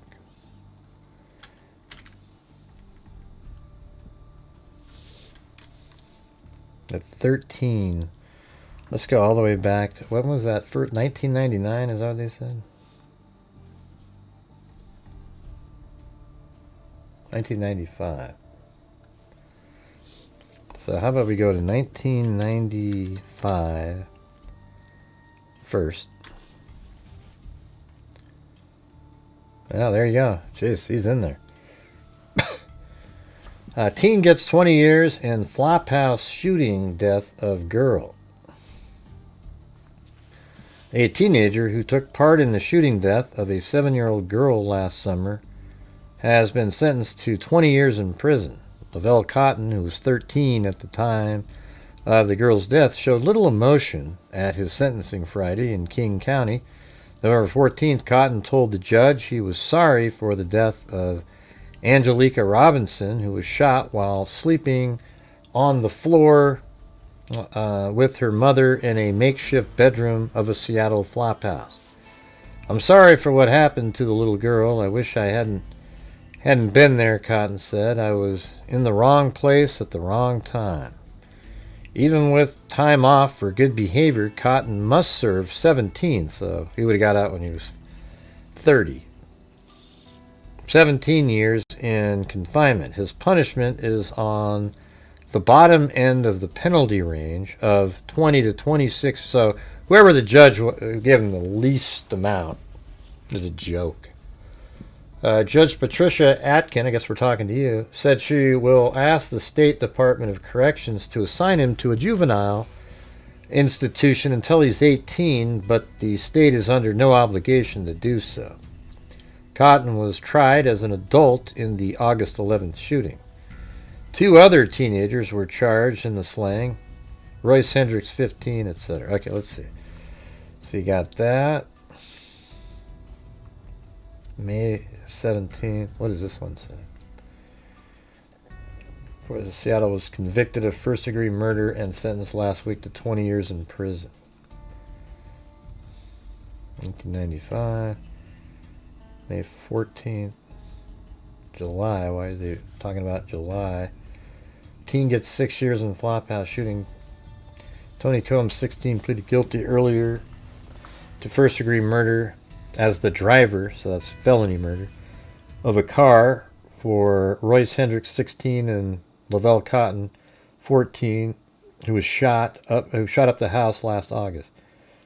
They were looking for a man they accused of cheating Hendricks out of $100 worth of cocaine. But one of the bullets struck and killed little Angelica Robinson as she slept on the floor with her mother. Hendricks was sentenced earlier to 26 years in prison, and Cotton got 20-year term.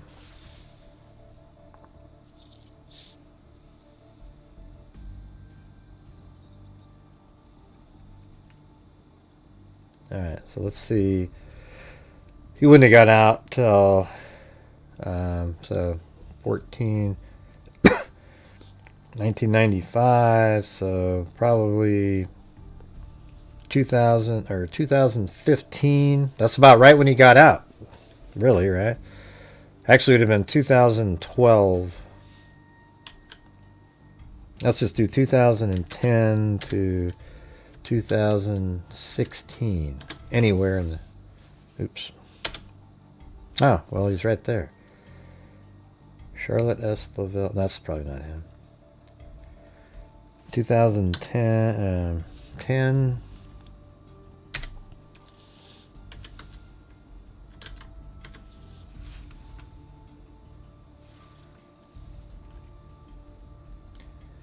There's one right there's the Missoula thing right there. Look, that's crazy. The ringleader of a conspiracy to transport methamphetamine from Seattle and sell it in Missoula was sentenced to 10 years in federal prison. Okay, so this was 2016. He should still be sitting in there, right? 10 years in federal prison with no eligibility for parole, the mandatory minimum in U.S. District Court on Friday. Albert Pedro Jaquez, 36, a married father of 1-year-old girl, will also have to undergo drug treatment. In 2000, Jaquez was convicted of second-degree murder for his role in helping a Seattle man kill another man during a robbery. He served 12 years in prison for that crime. On Thursday, Hawke's accomplice in the drug conspiracy, Lavelle Cotton, 34, received 5 years in prison. Okay, so he would have been in there until 2021. In 1995, when Cotton was 14, he was convicted of murdering a 7-year-old girl during a drug money collection gone awry. The girl, Angelica Robinson, was caught in the crossfire when gun battle erupted in a flop house after Cotton came. What value to humanity does Lavelle Cotton have? I mean, what does he do that's like, everybody's got some worth. What is his worth? Can anybody come up with something? Like, what's the thing that you go, well, this guy is just a pile of shit, okay? I mean, that's what he is. He is a horrendous human being who has already killed somebody, and then he, is doing drugs, and how many people died from the drugs he probably sold? I mean, who the hell knows? It's just crazy that these people, we just have to accept them somehow. It's wild.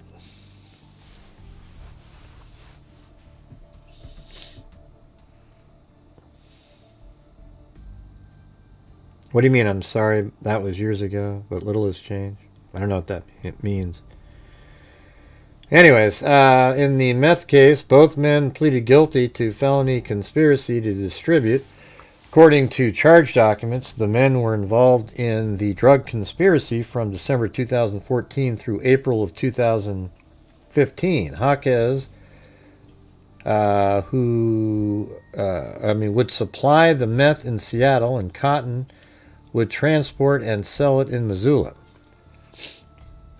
When Cotton tried to sell drugs to a confidential informant in a parking lot on Reserve Street last April 30th, Missoula police officers arrested them and found a plastic container with 1 pound of meth in it and another with 2 ounces of cocaine. Let's see. Tritney Von Rogers, who was dating Hawkes and accompanied Cotton to Missoula, was also arrested in the case. She received a 3-year deferred sentence. And so that's all this guy does, man. He's doing human trafficking, drug dealing, murder. It's all drugs. And I mean, this guy, I bet, has never actually worked a day in his life. I bet there was never a time where he got I could guarantee you that, actually. I mean, when he was 13, he's trying to get money from people. And then he was in prison up until he was 30. And then, of course, at that point, it's hard for him to get a job. So he just goes right back being the parasite on society that he's always been. Sick. But hey, guys, if you're out there and you have the ability and you think, Gray does a good job on his show, if we could please help support Gray's channel, that would be awesome. That's somebody fly fishing, if you can believe it. Inside of a really foamy, gross area.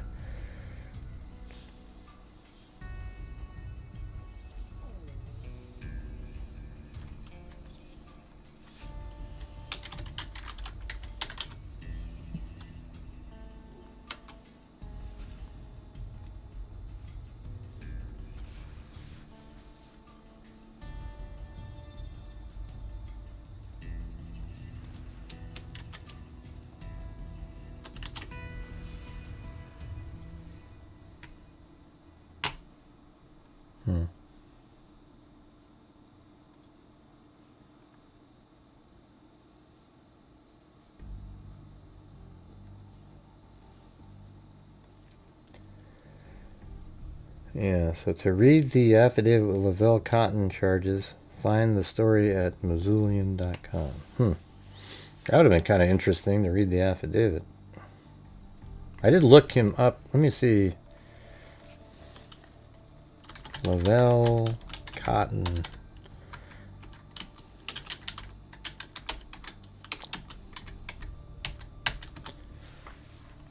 Ah, look at that.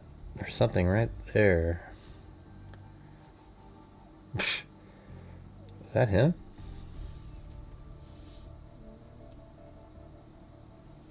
Yeah, this guy, I think that's it. That's crazy. I just got that.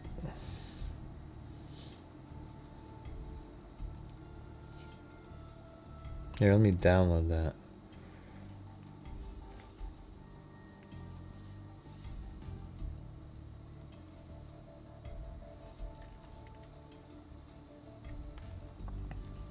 Man, can somebody do like a challenge of some sort? This is just feeling really awkward.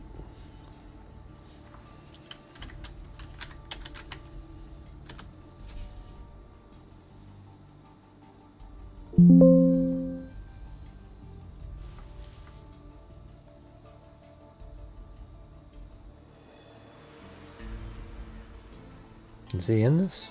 It's got to be. There he is, Cotton right there.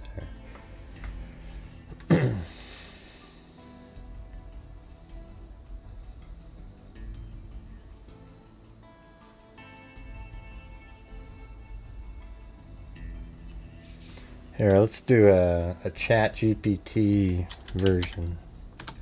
A breakdown of it.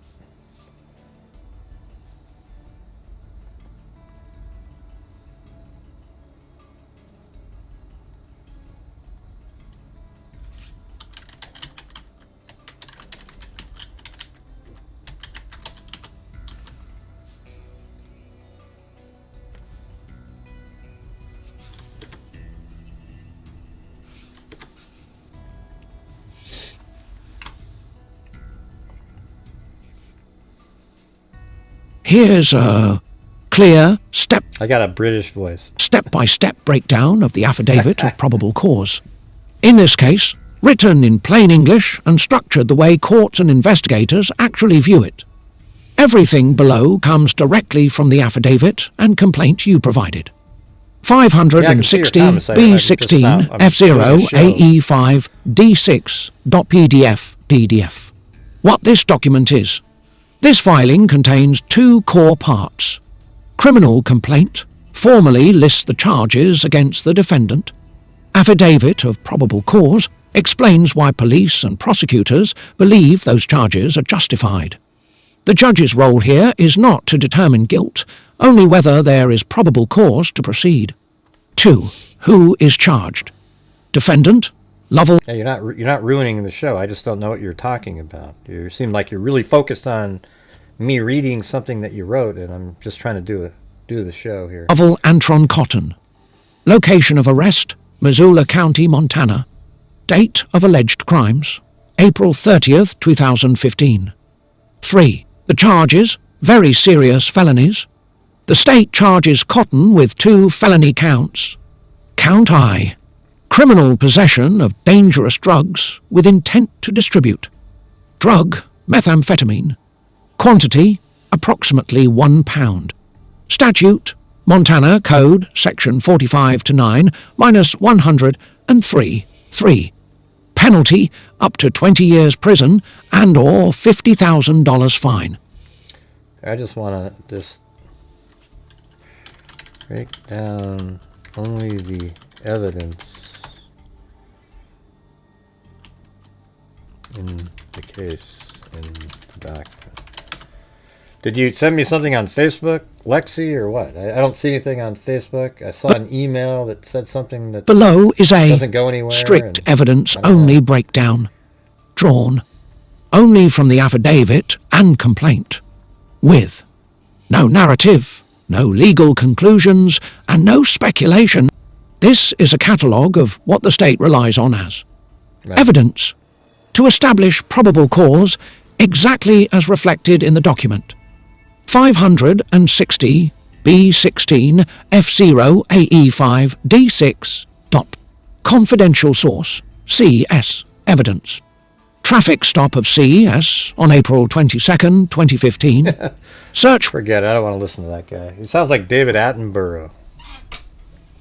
Yeah, I don't know if you're still out there, Lexi, but nothing you sent me, like you sent me an email and you sent some weird ICO icon document. When I try to click on it, it doesn't really... Oh, okay, it went to the mother's page. Okay. I guess other than that, what do you want me to get from it?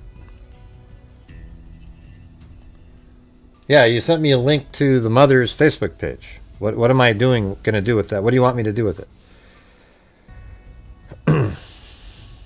I understand what he's saying. Everybody understands what British, David Attenborough type voices sounded like. No, he sounded like David Attenborough. He sounds exactly like, I think that's an actual copy of his voice. You guys have all heard him, right? Like he's... Here, I'll play it. You'll hear it. It sounds exactly the same.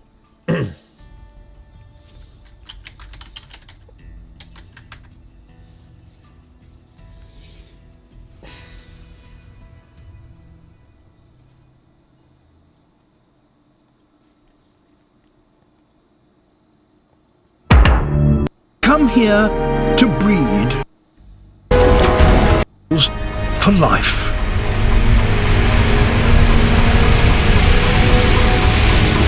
Thank you, Rouge.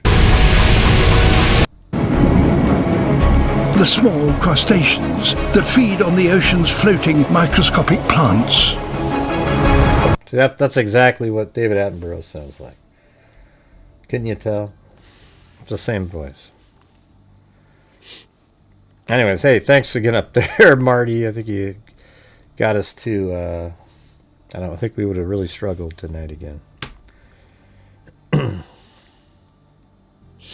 Yeah, David Attenborough is one of the best, I would say.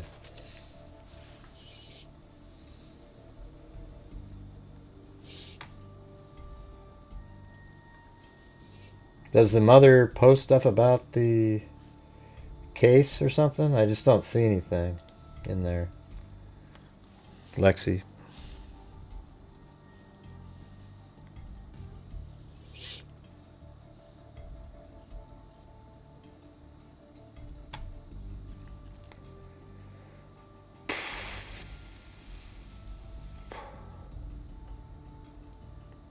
Two-minute warning for what? What's it a 2-minute warning for? Anyways, and this Cotton guy is a pile of crap, and if we go back, let's just watch this again here. So this is Ashylynn Hanley, a 15-year-old girl who is now heading towards the crazy... What the hell is this? Cotton, Lavelle Cotton. I think that's his name. Is it Lavelle or whatever the hell it is? I don't even remember. He's in this car over here in the upper left-hand corner, and he's waiting for her, and she's running to meet him. And I think all of her recent troubles, the reason she was in a youth detention center with a monitor on her ankle, is because of that guy. And then she gets into this car, and almost immediately they cut it off her foot.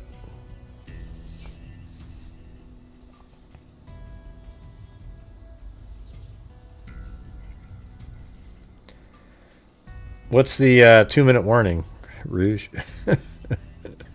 What's happening?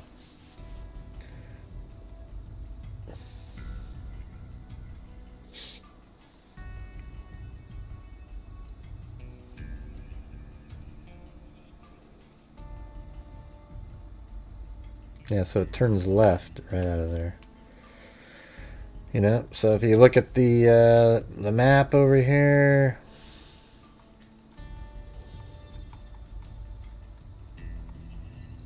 that's where it was filmed from, right there. And when he, he was parked right there.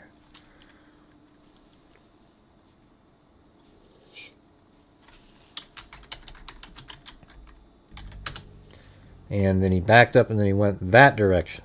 So going that direction, he's probably, if they think he's what he's doing is he's going to drive down and go over the Narrows Bridge over here and then head back up into Seattle. He didn't want to take a ferry over. That's probably... Yeah, you love marine mammals? Sweet. What was Jim Lawn's challenge? I don't know what it was. He didn't really have a challenge. He got to set a challenge in like a... What challenge? I didn't see it.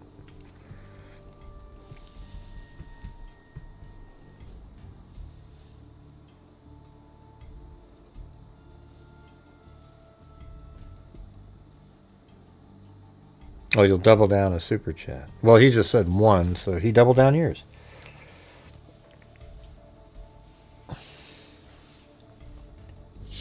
All right, well, I guess we'll have to keep following this. I don't think he shows up in... He's not in Ben Verified because he's not really a human being that anything tracks. I mean, this guy from 13 to 30 was in prison, so he's not in Ben Verified. And then after that, he's not going to hold down a job or live in an apartment that he's paying for. He's going to sleep with other... He's just not... He's not in the system. But law enforcement knows who he is. And they track him down. All right?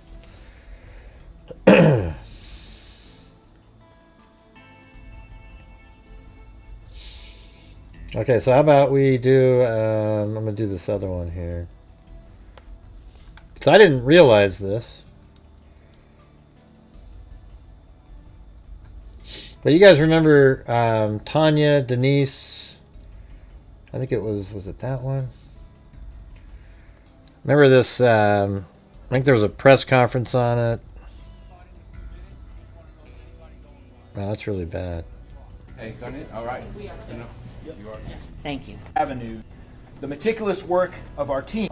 Yeah, so they identified... Living in Brooklyn, New York. Her. And at the time she drove... So on Gilgo Beach, I don't know if you remember this, but... Yeah, let's go over there.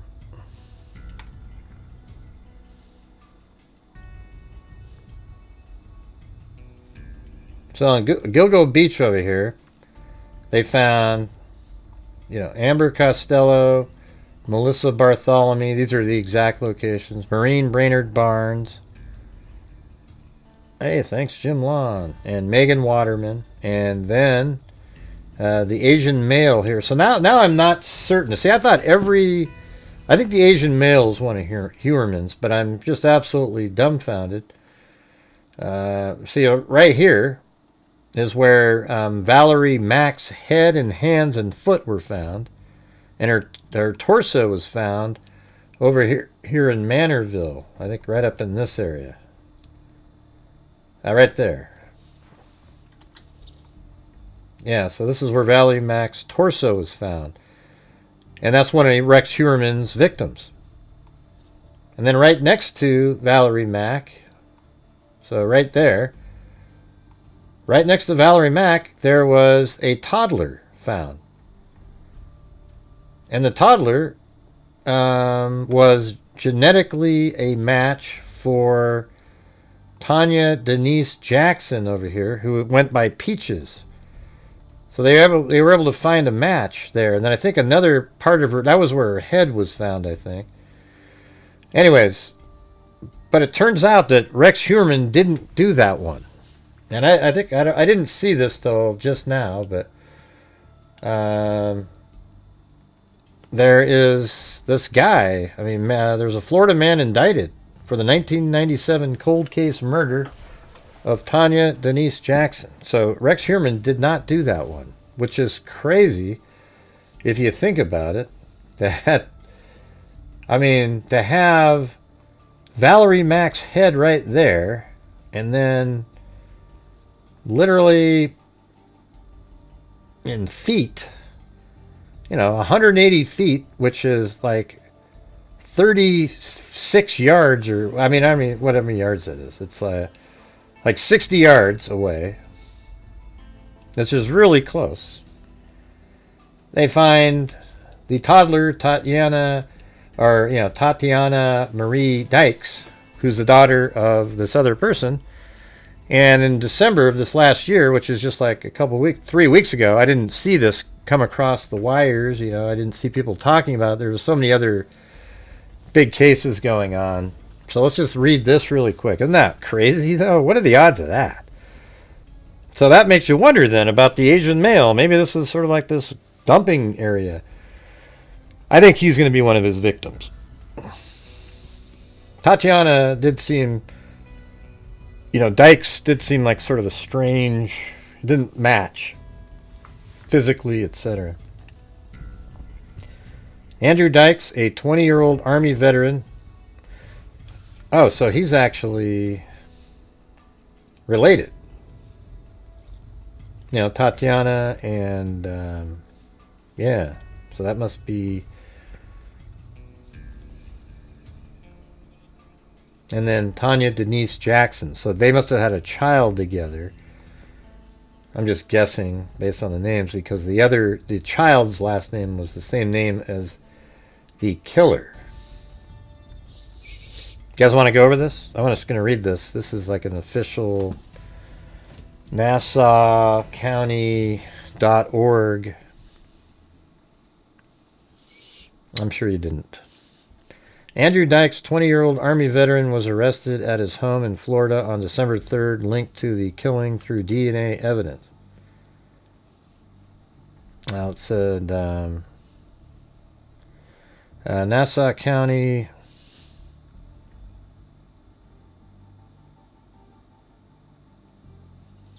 Nah, you didn't figure that. Come on. Lisa, come on. Just go with the flow here. Anyways, yeah, I mean, it doesn't fit all the other things, but, he's a monster, Rex Heuermann is, so it's just bizarre that within 60 meters or yards of another one, you have another body part, another victim of Heuermann. So this person was like, oh, yeah, just willy-nilly. I mean, what makes you wonder is police need to go to wooded areas along any long stretch of isolated road and get cadaver dogs and just have them go through the woods. Because it makes you just think, man, there's probably bodies all over the place. Doesn't it?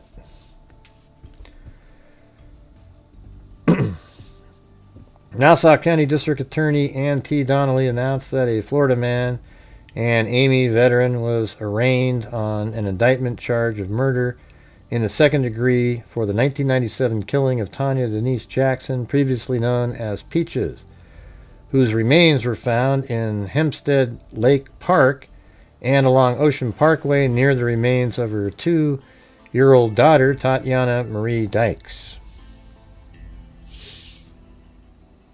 Andrew Dykes, 66, of Ruskin, Florida, was arraigned before Judge Tommy Robbins on a grand jury indictment charge of murder in the second degree. The defendant pleaded not guilty. For more than 2 decades, there has been endless speculation about Tanya Jackson and her daughter Tatiana's death. Today, we finally have answers. Tanya Jackson was not murdered by a serial killer, but allegedly by the man she loved and the father of her child, Andrew Dykes, said D.A. Donnelly, after advancements in DNA technology finally allowed us to recently identify Peaches and baby Doe. Superb detective work led us to the defendant and a DNA sample obtained from an abandoned drink cup that matched DNA found on Tanya's remains. Now, a 30-year-old mystery can finally be solved. That's going to be a tough one, though, right? Because you could just say, well, we were together. I mean, they love each other, so why wouldn't there be DNA? How do you prove that he killed her? I mean, if that, the one thing about like a serial killer is their DNA is not supposed to, nor would you expect it to be on a victim. But in this case, you have Dykes' DNA, who's the guy that she loved, they say. Right? So his DNA would be expected.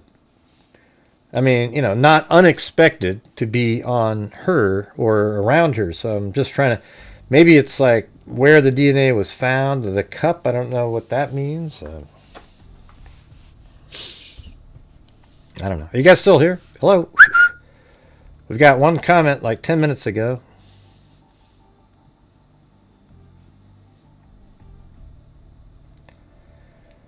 Well, she said they were, right? She said, she said she loved him.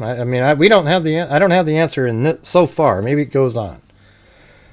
Baby Doe, superb detective work led us to the defendant and a DNA sample obtained from the abandoned drink cup that matched DNA found on Tanya's remains.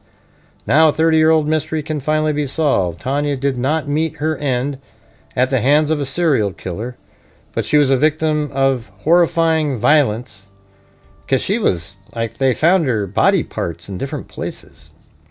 Horrifying violence by a person she trusted, a person who will now face the full force of my office.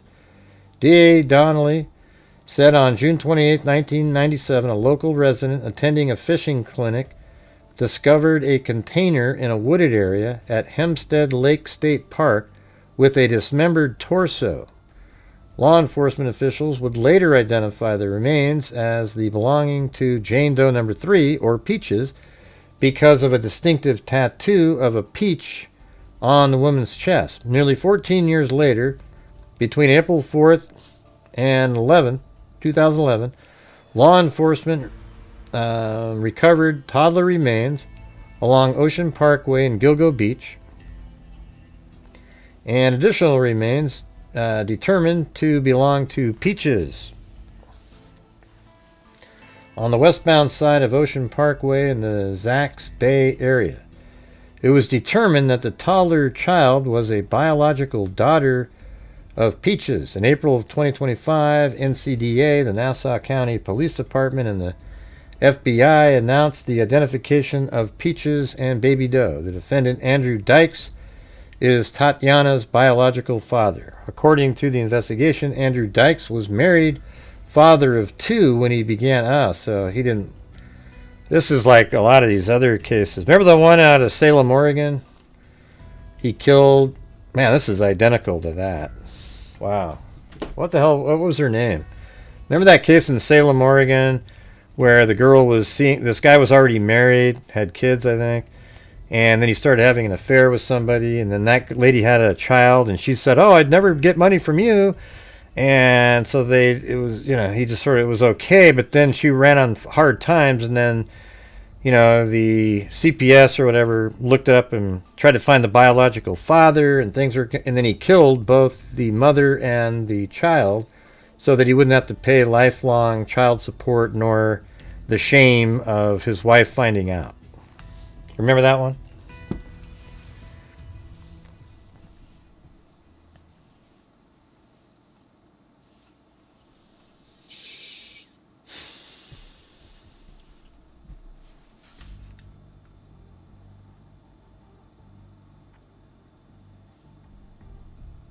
Man, I wish we could have like a challenge like that, earlier one, every single night. That would easily make us get to the goal. That's pretty sweet.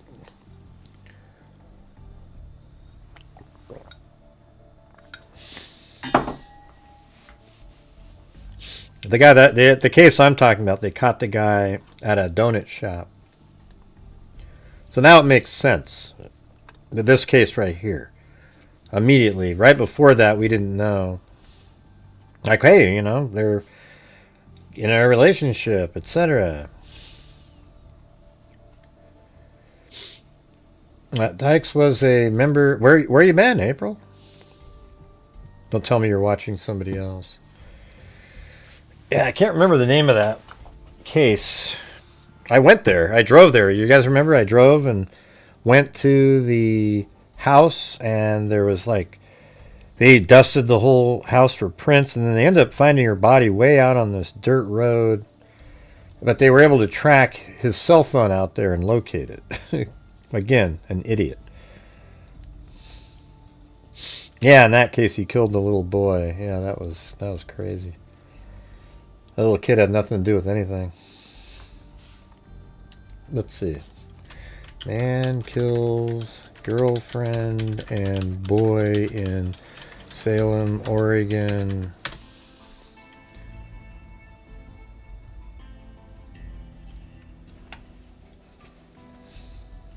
Okay. Now this is before.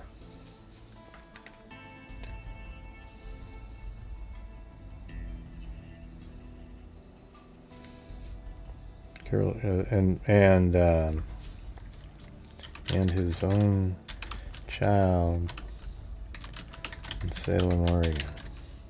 This is by like 2020, it seems. Oh, there it is. Michael Wolf. Yeah, that's his name.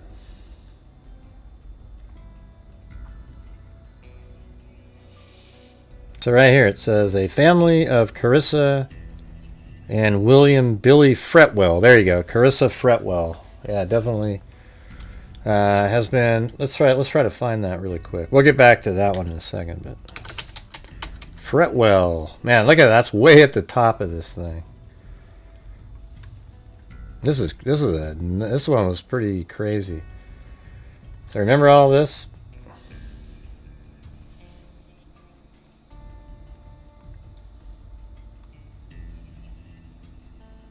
Cell tower.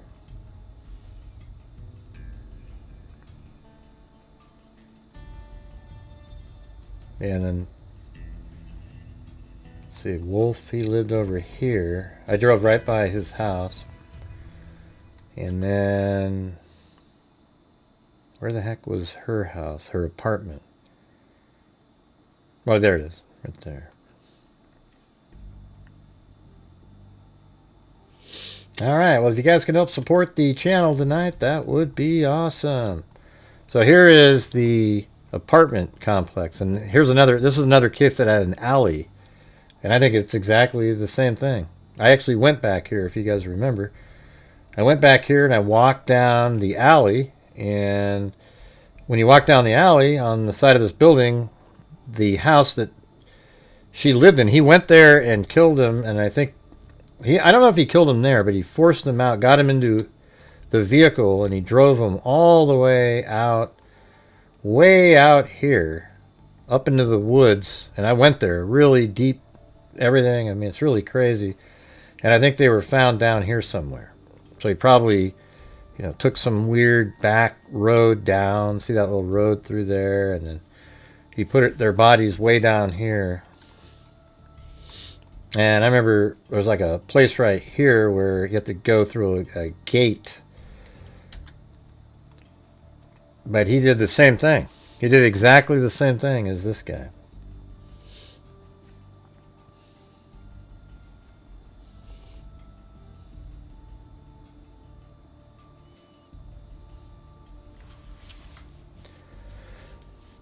Yeah, let me just say this one again. The case culminated before a packed courtroom. So that's weird. 3 years for their murder. I don't think he went to trial then.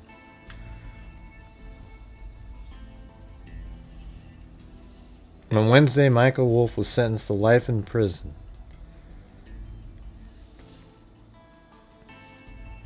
The courtroom was decorated with dozens of photos.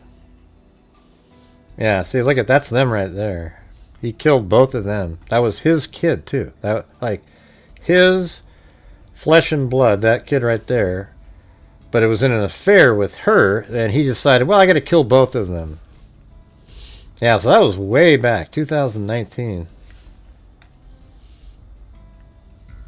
Fretwell survived her troubled teen years to commit wholly to raising her son, who she called Billy, while working full-time jobs and attending Western Oregon University. I went there too at one year. When she eventually sought financial support from Wolf, who was married at the time, that was just such a fatal... And the system, they need to listen to what the situation was, and they can't do this. This is how people get murdered. It's crazy. Like, she had an affair with this guy. She had the kid, and she said, I'll just raise it all myself. Don't worry about it. And then when she ran on bad times, then they tried to go over, and then they gave him this crazy... It was like $900 and something a month. And he's going to have to do that for 18 years. And it just... This is what happens, man. You're going to get these kind of things. Like, if I don't know. It's just the craziest... this kind of stuff, they don't really think through it. See, right there. It's right there. See, in April 2019, the court ordered Wolf to pay Carissa $904 a month. A judge signed the... I mean, that's just an insane amount of money. A judge signed the order May 10th. 3 days later, she and Billy disappeared from their West Salem... I mean, what a obvious thing, by the way. She didn't drop him off at the babysitter. Her phone was off. Her glasses were left on her bed. And she was a no-call, no-show at work. All very unusual.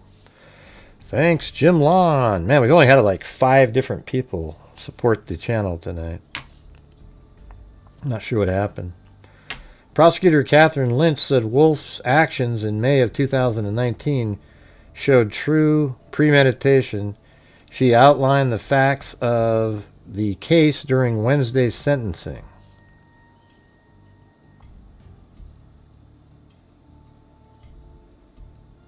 Yeah, it says Salem police detectives interviewed several friends who told officers Carissa had recently been in court against Billy's father.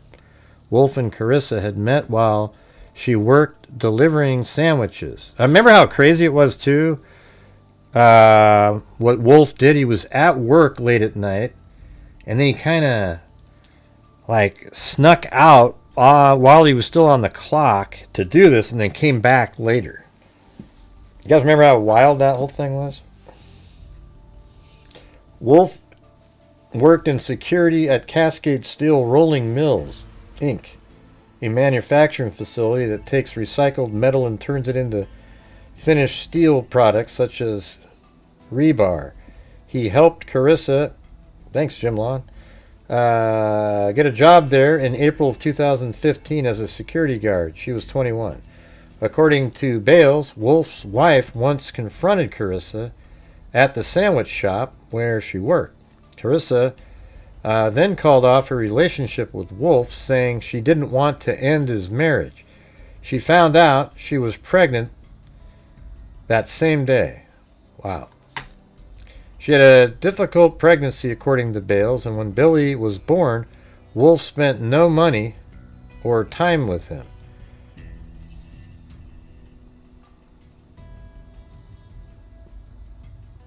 What's his first name? Billy. That's not Billy. What was his name? Michael, right? Yeah, Michael Wolf. Never mind.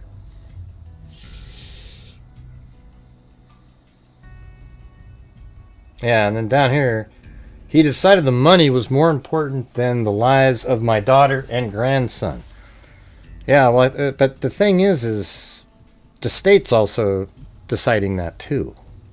Okay, because you've just relegated somebody to paying $300,000 over the next some odd years, and she said that she was going to raise the kid.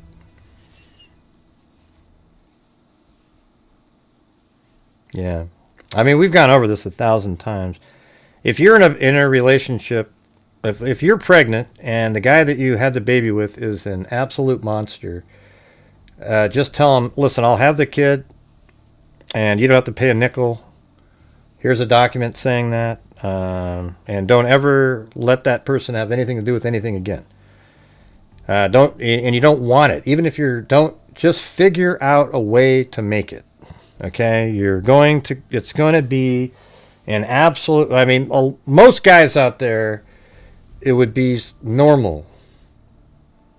But if you're having a shitty relationship with the person, then just figure out a way to do it on your own, because if it's bad, it's going to turn into an absolute nightmare.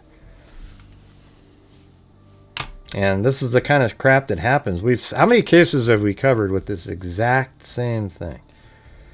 It's crazy. And I think women have the ability to do it. You can raise your kid if you want to. You have the ability to. Unfortunately, when it comes down to like financial stuff, they want to do a paternity test to figure out who the dad is, and then they go get the money, and then they create the nightmare that you were trying to avoid. It's wild. I always get these people that push back and go, Gray, he owes the money, man. He owes it. It's like, And it's like you didn't even listen to what I just said, you know.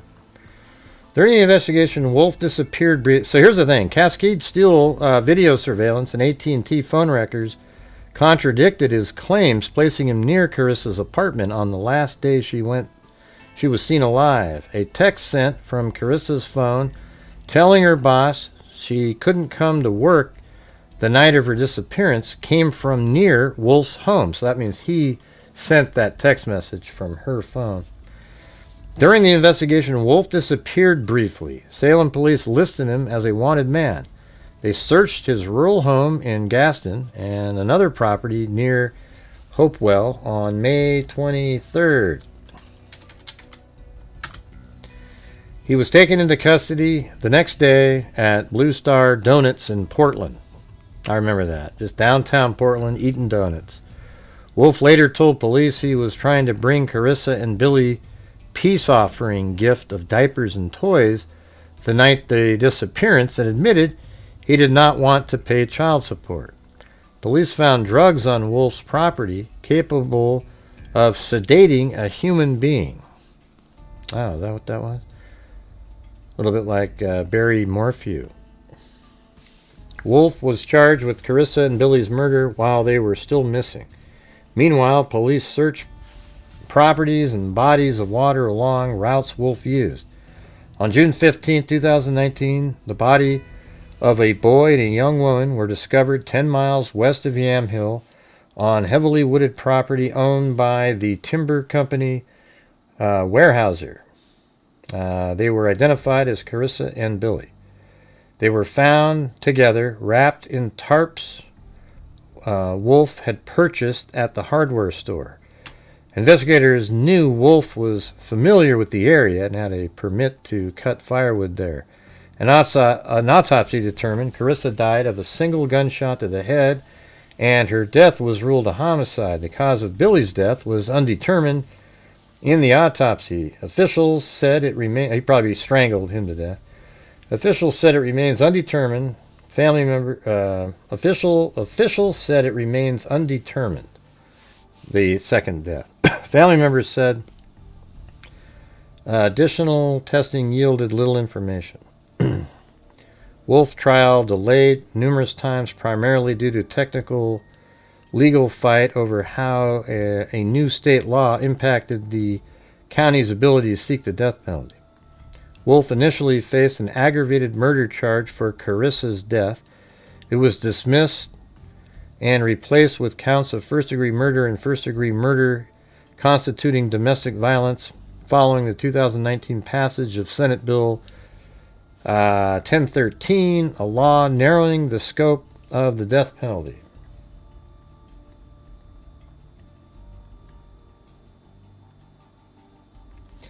All right, guys, let's see if we can have one last little push on here tonight and help support the channel. We could use some more channel memberships, etc. That would be awesome. Thank you.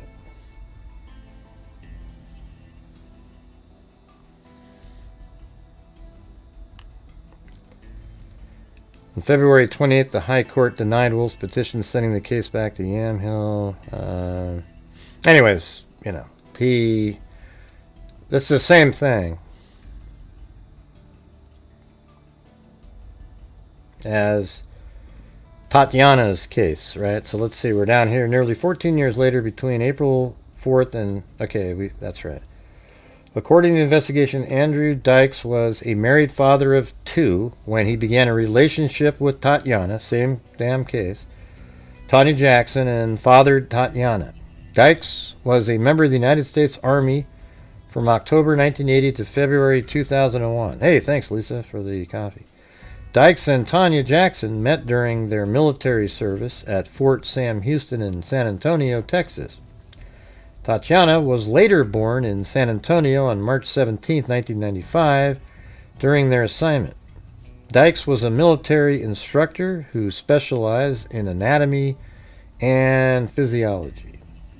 Military records and reviews of Dykes' service discuss the excellence specifically in skeletal system, muscular system, Military records and reviews of Dykes' service discusses his excellence, specifically in skeletal systems, muscular systems, digestive system, and blood.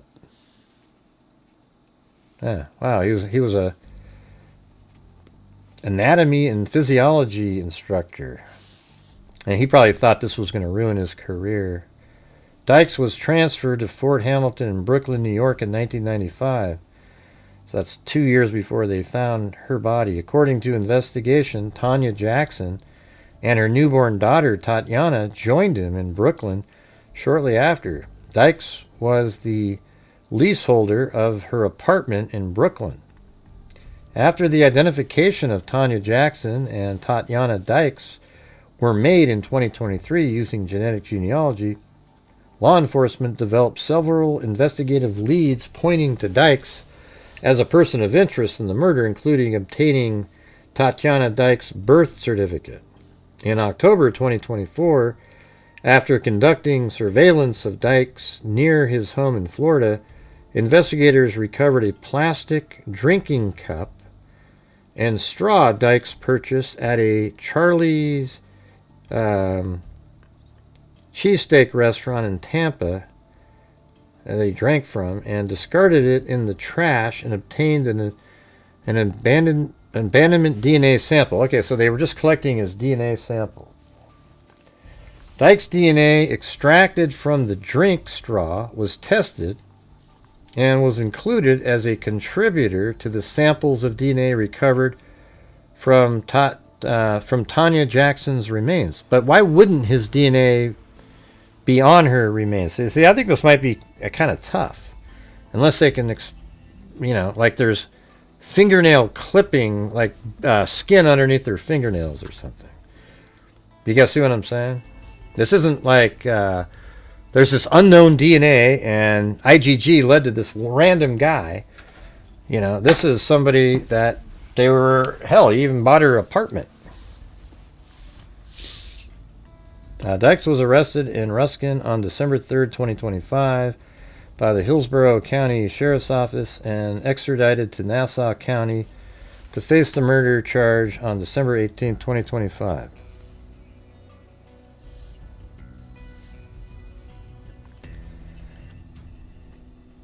Man, it's just Jim Lawn and Marty's Bar and Grill night. Thank you, guys.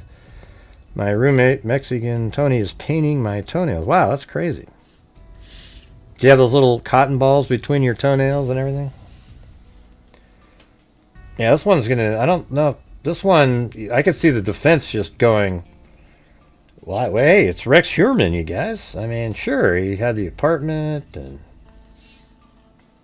Dykes was arrested in NCDA thanks the NASA. I mean, I'm just trying to figure out, like, in October 24, after conducting surveillance of Dykes near the home in Florida, they just collected a cup, and then Dykes' DNA extracted from the drink straw was tested and was included as a contributor to samples of DNA recovered from Tanya Jackson's remains. Okay, I mean, but wouldn't you assume his DNA would be there? That's what I'm trying to say. It's just, I don't know how this one's going to be. I mean, they must have a good case here, but I could see a judge. I mean, if I was a judge going, well, why wouldn't his DNA be there? So how they got, I'd like to see the probable cause document. I mean, obviously that would have more information, I would think. I mean, looks like this is what this is, though.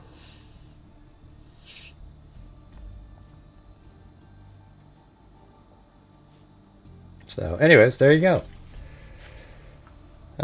Somebody was arrested in that one.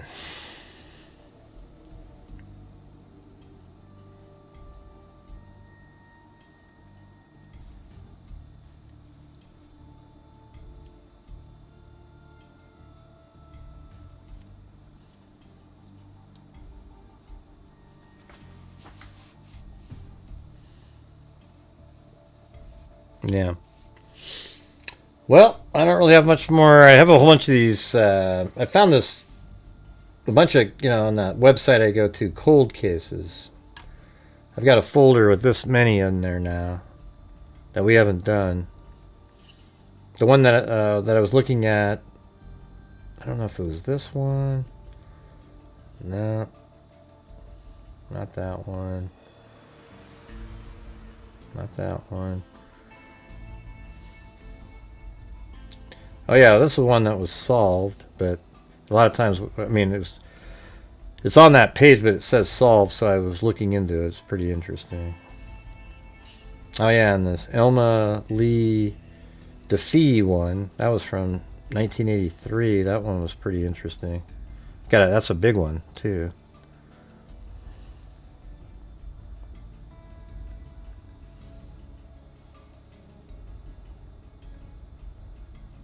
Oh yeah, that Elma Lee DeFee one I thought was interesting because I think in her case, let me see, is this her? Nah. Yeah, that one was interesting too, but there's also one that was a really pretty big sort of activist person, and she was killed, was shot in her house. I thought that one was pretty interesting too.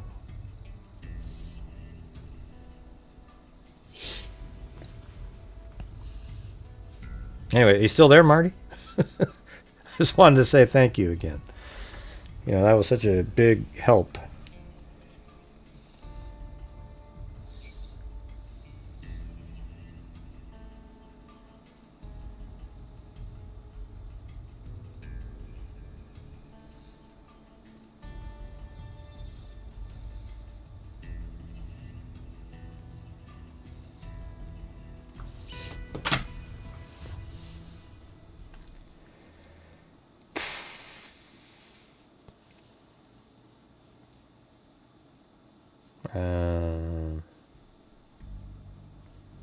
Do you have any interest in the... Not really.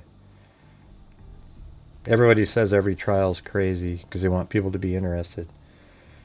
Yeah, it's not any more crazy than every other. Let's see. All right, well, hey, good night. I'm pretty sure we covered the au pair case at one point, but I don't know.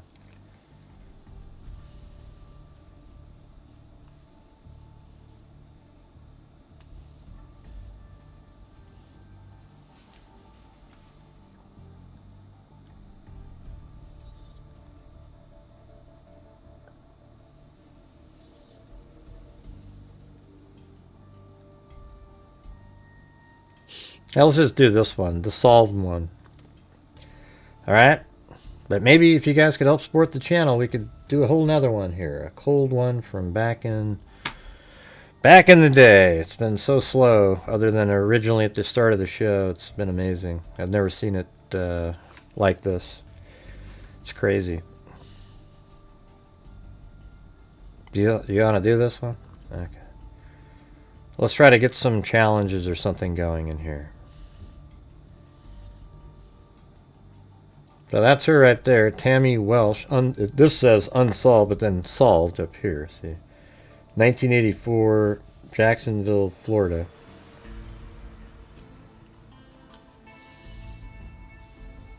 And then this says, a 10-year-old Jacksonville girl was killed early today as she played in a courtyard behind her home in a West Side apartment complex.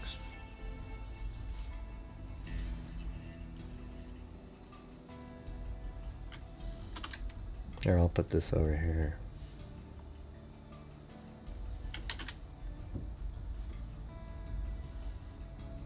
Ah. Where did I put that? There it is.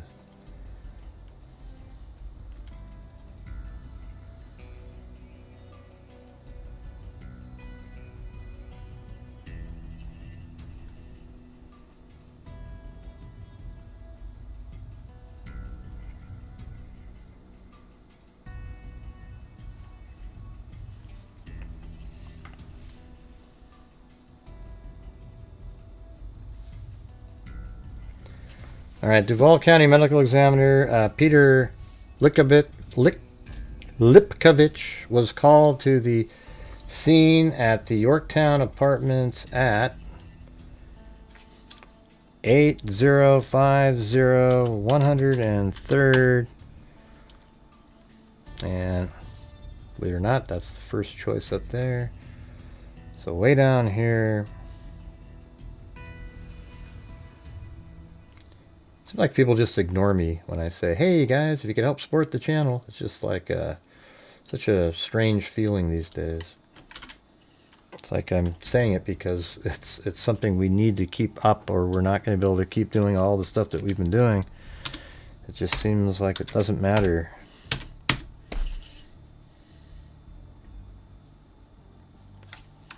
Apartment right there. Okay, that's where she lived.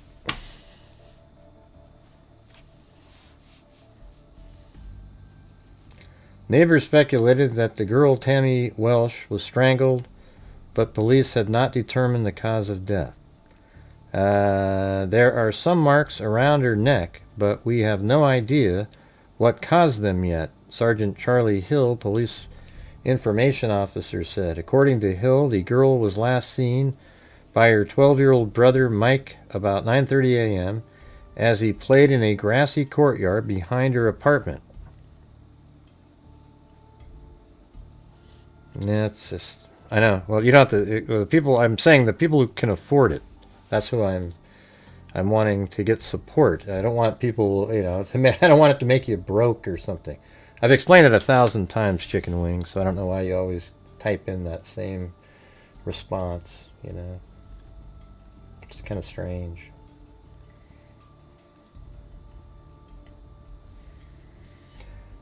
All right, it says she stayed home from school today because her family was moving from the complex to Navy housing at Cecil Field Navy Air Station this morning. About 10:15 a.m., her sister Jennifer 9 found her lying face down in the grass and called their mother out of the apartment, Hill said. Tammy, the daughter of Mike and Nancy Welsh, was dead when paramedics arrived, the police spokesman continued. No arrests have been made in the case. Victor Sosa, a friend of the family, said Welsh is on maneuvers aboard the aircraft carrier USS Independence, but is being flown back to Jacksonville on a Navy plane and is scheduled to arrive this afternoon. There are so many people around here. I don't believe that nobody saw a thing, Patricia Sosa said, standing by her husband and watching police investigate the scene.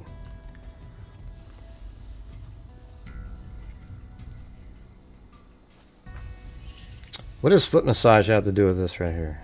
I mean, you guys are just... Do you want me to do this one, or... I don't have to do it. I can do it some other time. And this is...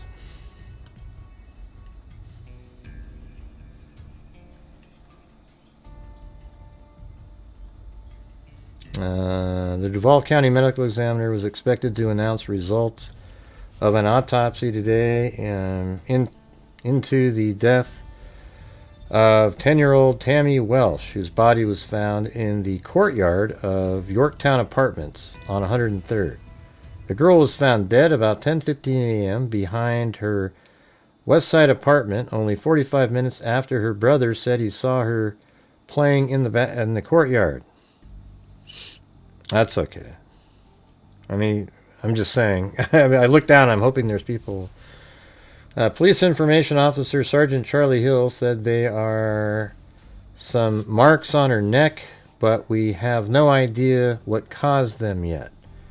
Neighbors said Tammy and her 9-year-old sister Jennifer were threatened last week by an older boy with a knife who tried to force the girls to disrobe. Weird. Tammy's father, Navy Petty Officer First Class Mike Welsh, was at the scene on the aircraft carrier Independence, but her mother Nancy was at home when Tammy's body was found. Welsh was to return home aboard the Navy plane.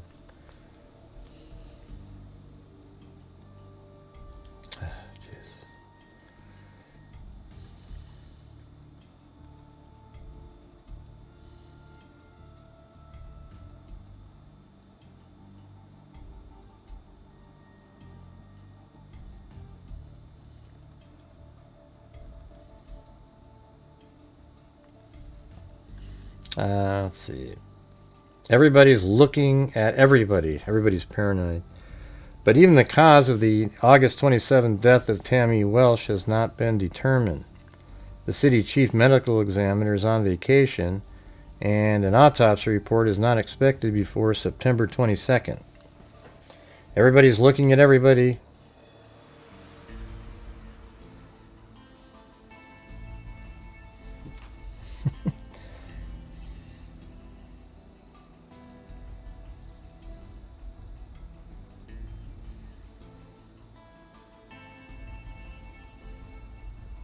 Just a second.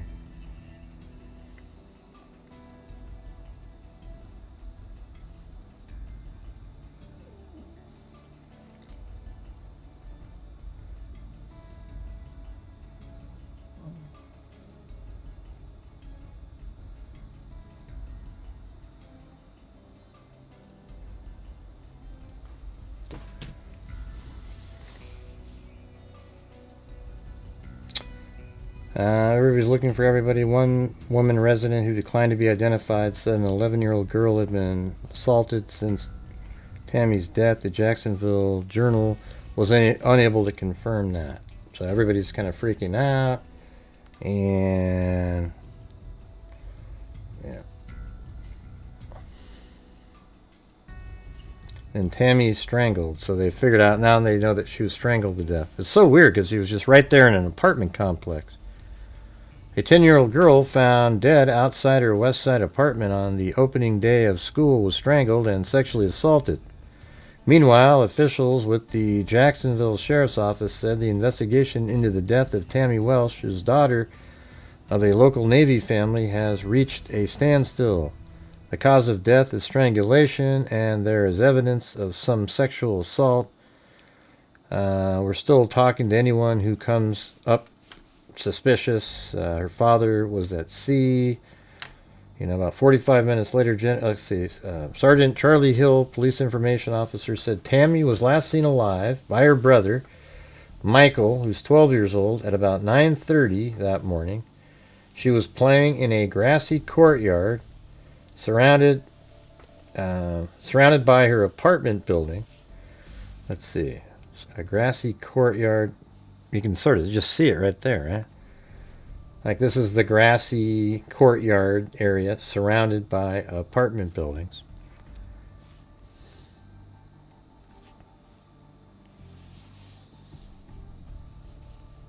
She was playing in a grassy courtyard surrounded by her apartment building and other buildings in the West Side complex. About 45 minutes later, Jennifer, her 9-year-old sister, found Tammy lying face down in the courtyard below the family's second-floor apartment.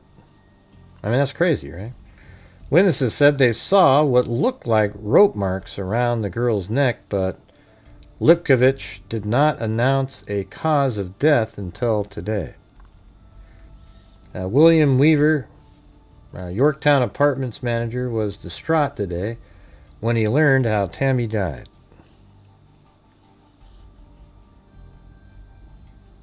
Yeah, but I also don't mind if you guys are just talking about stuff. Sometimes I just wish that, like, some of the stuff was, I don't know.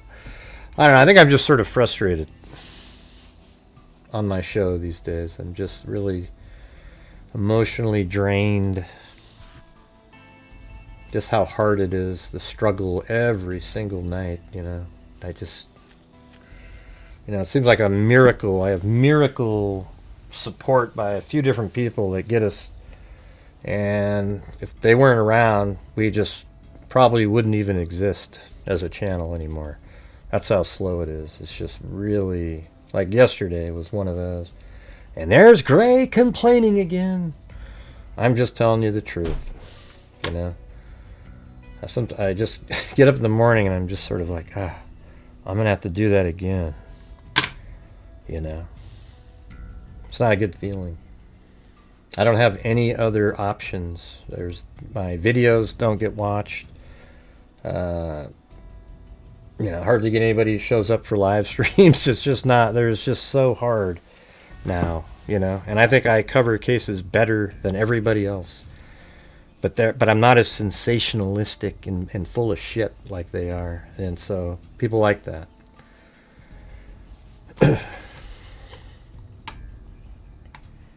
Witnesses said they saw what looked like rope marks. William Weaver, Yorktown apartment manager, was distraught. You know, like everybody's, but at least they know now that, you know, they know that she was strangled.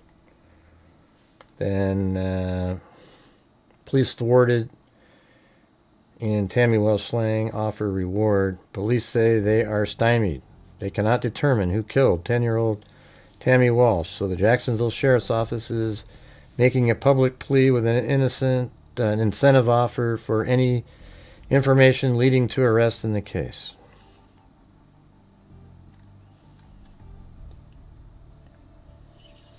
Her brother Michael, 12, saw her playing in the courtyard around 9:30.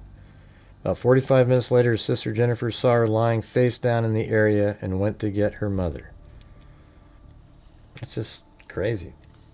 Right? So that was all the way up, that was 84, you know, August 27th. That last article was October, so about 2 months later. And then all the way over here in 2013, 1984 murder case no longer cold. James Leon Jackson, 60, could have conceivably died of natural causes in another decade or so. That's how long Jacksonville Sheriff's Office officials said it could have been before DNA tests might have been done in a nearly 3 decades old murder. Sheriff John Rutford credited that grant Tuesday when he announced that Jackson had been charged. I guess in 2011 they got a federal grant, and charged in the 1984 sexual assault and slaying of 10-year-old Tammy Welsh. See, look at what I'm saying. It's like just Jim Lawn tonight. You know, it's, this is what I'm saying. It'd be so difficult. I mean, imagine if we didn't have that challenge at the beginning of the show by, you know, the very generous Marty's Bar and Grill. I mean, without that thing, it's another night just like yesterday.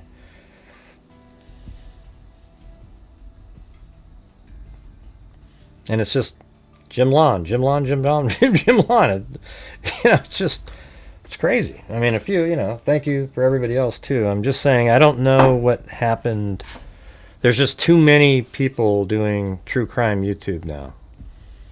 Just way too many. And you've got people like, you know, Ashley Banfield now just does YouTube, and all the people who have these network shows, they're all on YouTube, and it's just YouTube, and it's just hard to, you know, get a piece of the puzzle or the pie or whatever the hell it is, and it's just, it doesn't seem like you guys really listen to what I'm saying. Even when I tell you this stuff, you act like, I can just see nobody's commenting back, and the truth is I don't know what to do, okay? I do not know what to do. Yeah, well, I know you've already helped out tonight, Rouge. I wasn't talking to you. You know, it's just, I do not know what to do. I can't invent. I just do the shows, you know. Unless it's something really big that I'm covering, I can't get people. Yeah. Anyways, the murder of young Tammy Welsh outraged the citizens of Jacksonville. According to the arrest report, Tammy had been playing outside with her 8-year-old sister, Jennifer, at her family's 103rd Street apartment, as her family was in the middle of moving day. So they're about to move. I mean, what are these? That just sucks.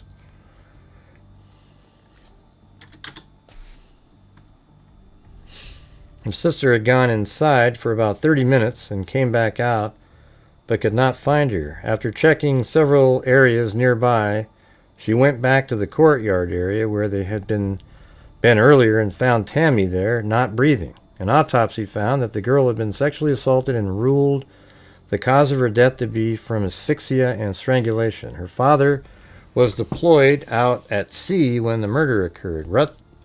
Rutherford, who said he had lived near the area, had lived near the area with a daughter close to Tammy's age, called the crime very traumatic. Jackson, her next-door neighbor, had been interviewed. So this is the guy that they have arrested, right?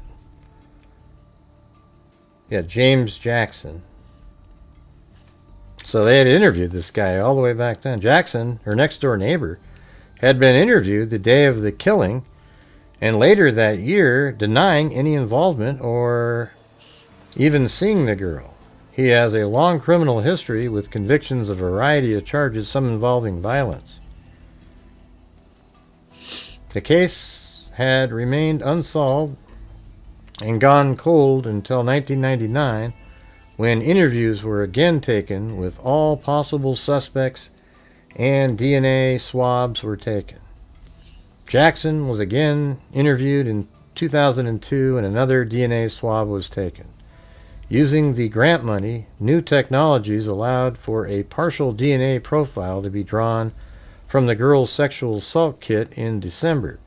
Investigators got a hit January 22nd linking Jackson to the crime. So he was somebody that was interesting to him all those years.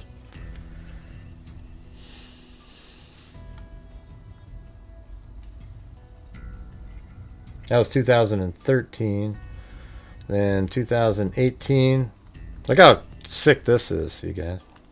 Accused killer's tattoo bears the name of the victim. The family was moving the next day, boxing up their life inside a Jacksonville apartment for a new place on a nearby naval base. Tammy Welsh, a brown-haired 10-year-old, had been allowed to stay home from school with her older brother and little sister. Their father, a U.S. Navy serviceman, was deployed at sea, so as a blistering sun climbed the morning sky on August 27, 1984, Tammy and her sister Jennifer went out to play in the apartment complex courtyard.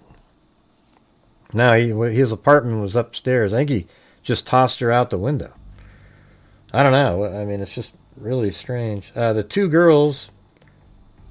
That's funny, the next word is tossed. But tossed around a beach ball in the hot morning air. They got into a spat, and Jennifer ran back into the apartment. A half hour later, at about 10 a.m., the girl's mother told Jennifer to go get Tammy. The courtyard was empty. Jennifer walked around the building, still unable to find her sister. When the 8-year-old returned to the courtyard, she spotted Tammy's pink-soled flip-flops, then saw her sister. She was not moving. Her shorts were stained with blood. As Jennifer would testify decades later, she was so terrified by the sight that she ripped a clump of her own hair from her head. Yeah, that's exactly what you do. You know what's weird is you know that show Buffy the Vampire Slayer? I know this is pretty random. But have you ever watched the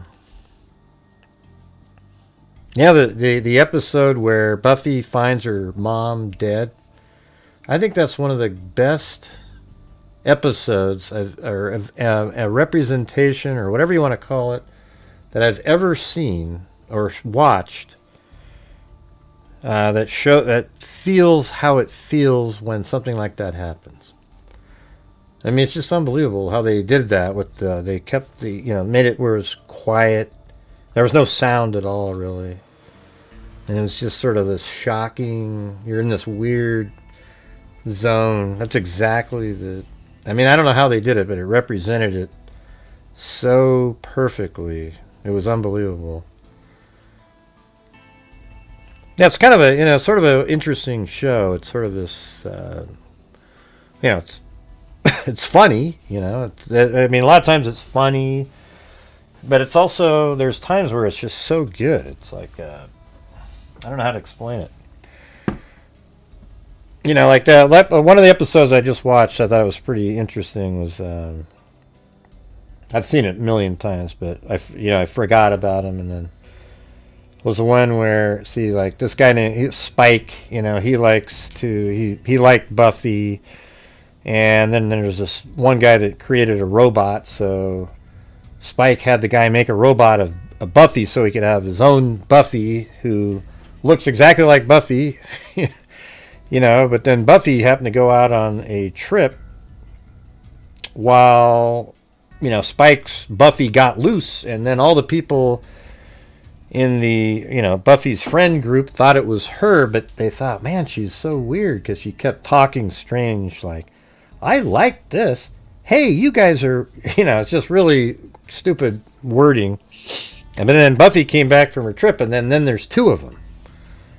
And then she was kind of offended that they didn't realize that it wasn't her, right? So then they go to, there's this huge other plot going on where this person named Glory has Buffy, what is it? There's a key to, getting in, opening up the gates of hell or whatever. And that happens to be Dawn, her sister that isn't really her sister, but was, this group of people, it's just too complicated there. But anyways, Spike knew that she was the key, and, Buffy doesn't really like Spike, or didn't like him, but he just took this huge beating and pounding. Like he looked like he was swollen into, he just couldn't even move or anything. And he got that way because he wouldn't reveal the secret that Dawn, the sister, was the key. And so he was brought back to his crypt that he lives in, and then later Buffy goes back there. She needed to get the truth. She needed to know if he had given the information about the key. And she goes in there and she pretends to be the robot, talking weird, and he thought it was the robot at first. And he got it, she said, well, why didn't you tell? It was just kind of interesting. And then she sort of revealed that she was actually, she gave him a little kiss, and then he realized, wait, that's the real Buffy. It's pretty, it's pretty cool how that all played out. You kind of have to watch it. I think it's, it's a lot of episodes and everything. And it's funny that I'm watching it again after all these years, but yeah, there's always things in there that I'm like, man, that was so interesting how they did that. But that whole scene of what it's like when you find somebody dead, a family member, is absolutely, I think they just nailed it. It's crazy.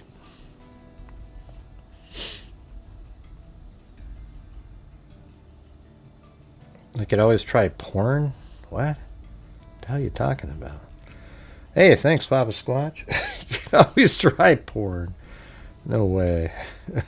It's the economy. I don't know. I think the economy should get better, you would hope. I think it's just more the excitement level, and I don't really get a lot of... I had been getting like 300 or 400 sort of lately, but as soon as you do something that's not... If I don't stick with... I should have just kept covering over and over and over again the Tepe case. Like every night, just every night, just keep talking about it and talking about it. And that's how it seems to work nowadays on YouTube. As soon as you jump out and do something else, YouTube, the way their algorithm is set up, they remove you from it. You're no longer in it anymore.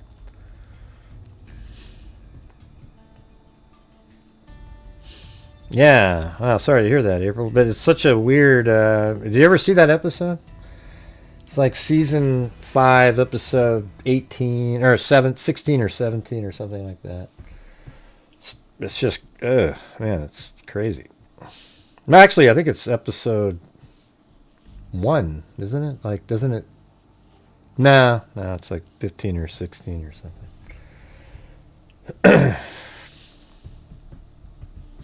Yeah, the way they film it, it's just so perfect because there's this, it's sort of like this tunnel vision thing that happens, like the stress. Anyways, let's just go back to this really quick. The two girls tossed around a beach ball in the hot morning, so remember that part. When the 8-year-old returned to the courtyard, she spotted Tammy's pink solid flip-flops. Then she saw her sister.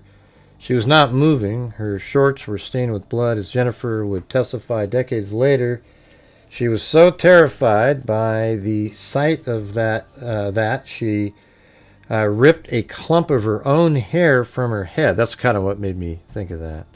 You do a lot of weird shit. Authorities determined that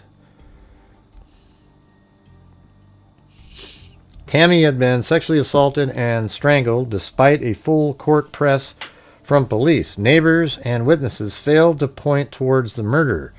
Tammy's case file went cold until 2010s when a hefty $500,000 federal grant allowed the Jacksonville Sheriff's Office to retest old forensic evidence using the latest scientific techniques. But that's like horrendous compared to what they have now. I mean, in 2013, authorities announced an arrest. They said Tammy's killer had been living right next door at the time of the murder, James Leon Jackson. Without that grant and without the money to work this cold case, it would have gone unsolved for another 28 years. Nah, I don't think so. I think it would have been another 10. After 5 years of legal delays, including lengthy battle over whether the 5-time felon was mentally competent to face trial, Tammy's accused killer faced a jury this week and charges of first-degree murder, capital sexual battery, and tampering with evidence. The prosecution's case rests on DNA evidence tying Jackson to the murder. They also have introduced incriminating comments Jackson reportedly made about the murder to his cellmate. But most bizarrely, prosecutors also told the court that while he was in custody waiting for trial, Jackson got Tammy Welsh, 1984, tattooed on his back. What kind of, I mean, I guess that would almost make him seem nuts. A confession written in ink, the state said. For his part, Jackson, 66, said the tattoo was a jailhouse prank and that he had nothing to do with the murder. It was a little girl, Jackson testified according to Action News. I wouldn't kill no little girl. As a neighbor of the Welsh family, Jackson was actually interviewed following the discovery of the girl's body in 1984. Jackson told detectives, and has repeated over the years, that he had gone to his estranged wife's house that day. He told the detectives that he never saw or met Tammy Welsh. Then Sheriff John Rutherford recounted at the 2013 news conference. He said he was out all night before the murder, and that's when he came back home. He briefly talked with his cousin in the parking lot, went inside, and went to bed. He told the detectives that he was alone in his apartment because his wife had gone to work and his kids had gone to school that day. Jackson said after falling asleep, his cousin later came over and woke him up. According to Rutherford, in August 1999, 15 years after Tammy's body was discovered, cold case detectives jump-started the investigation, re-interviewing old witnesses. Jackson again sat down with police in 2002, reiterated that he had nothing to do with the crime. He even offered to provide a cheek swab for elimination purposes. It would take eventual advances in forensic science as well as the federal grant for expensive testing before Jacksonville authorities say they got the evidence they needed in January of 2013. Well, it's definitely not anywhere near as expensive as that now. A partial DNA profile obtained from the sexual assault kit had identified to the DNA cheek swab of James Leon Jackson. Jackson was arrested and charged with Tammy's murder. As the case went through the court system, the suspect attorney attempted to argue that Jackson was unfit for trial because he had an IQ of 68 as well as dementia. In July of 2018, a Duval County judge rejected those claims at trial. Jackson's attorney argued that the DNA evidence introduced was inconclusive. Jackson also denied he told fellow inmates he could have gotten away with the murder. According to pictures introduced at trial, Jackson's back was covered in tattoos before his arrest, including 2 large gravestones running down his flank with Bible verses linked along their sides. First Coast News reported that prosecutors asked Jackson on the stand about the Tammy Welsh 1984 inked on his lower back. While he was awaiting trial, Jackson said fellow inmates had been touching up one another's ink when someone put the name there. Oh, bullshit. We're just touching it up, and I didn't notice that he wrote this on there. Jurors began a lengthy deliberation around lunchtime Friday. By 6:30 p.m., they hadn't reached a verdict.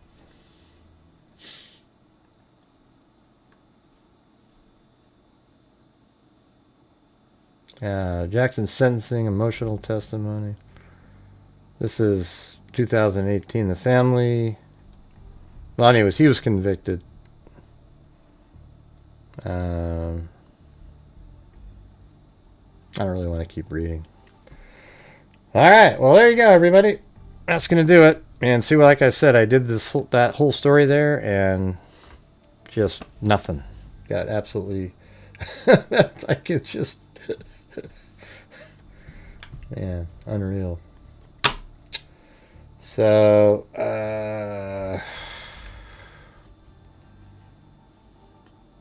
yeah. So, thank you to... We had Richard Watts, and then Cheryl Bullock gifted a membership. Then there was like a 30-minute window where there's 0 support. Then Jim Lawn. And then I think, then at that point is when Marty's Bar and Grill said he'll match, not even double, any channel memberships that anybody gifts in the next 20 minutes.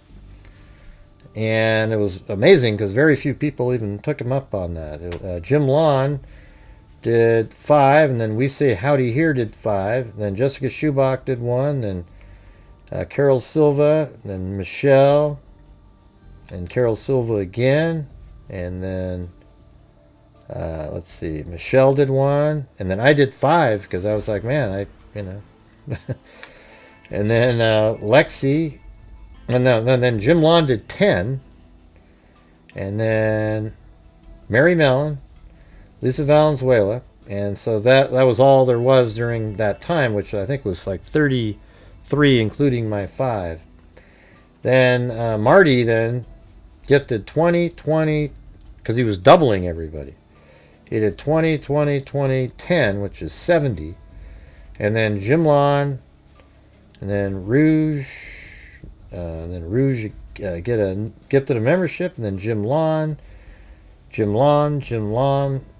Rouge, Jim Lawn, Michelle H, Jim Lawn, Papa Squatch, and that's it. So in terms of different people, it's like 8 or something, which is pretty tough. Yeah, we just barely, we got to the goal, but it should have been a blowout. We just, yesterday was so poor, I was trying to have a really good one. So I think we did pretty well, though,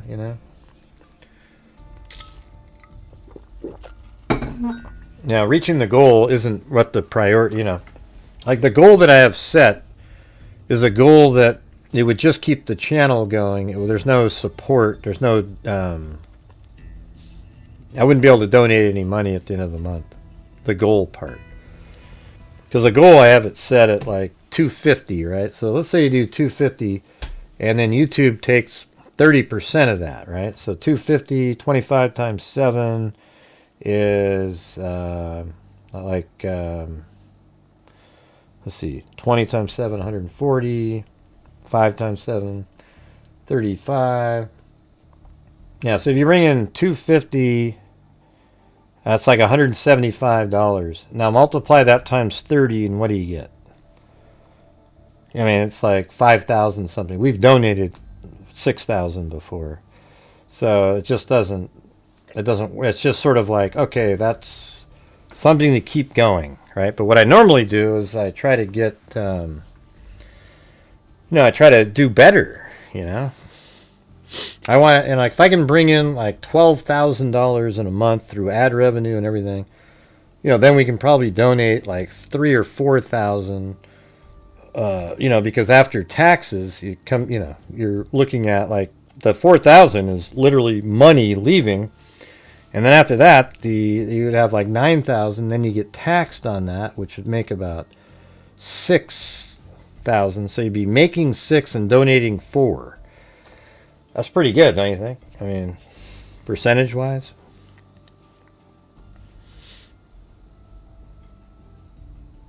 I didn't ask you for all that stuff, Sandy. I'm not sure why I'm not telling. I don't need people's explanations. I'm just explaining to you why it's a struggle in here, because we're trying. There's so many people doing YouTube live streams now.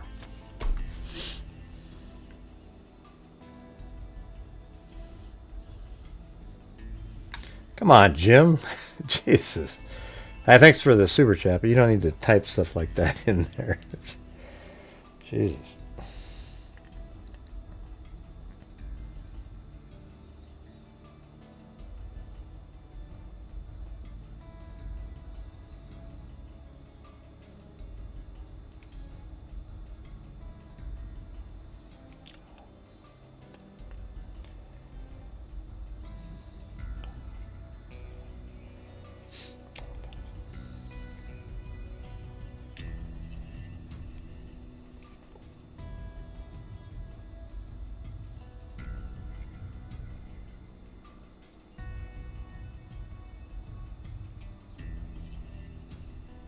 Yeah.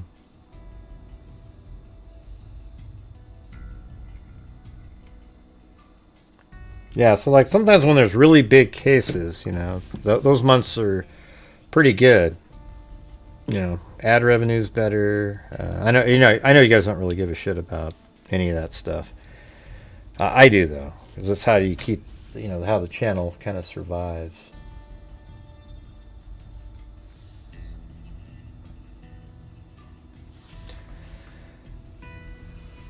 Yeah, it's not big in the true crime community, politics. Yeah, I mean, I do true crime. Every time, you see, here's the problem. Like, there's an overlap in politics and crime.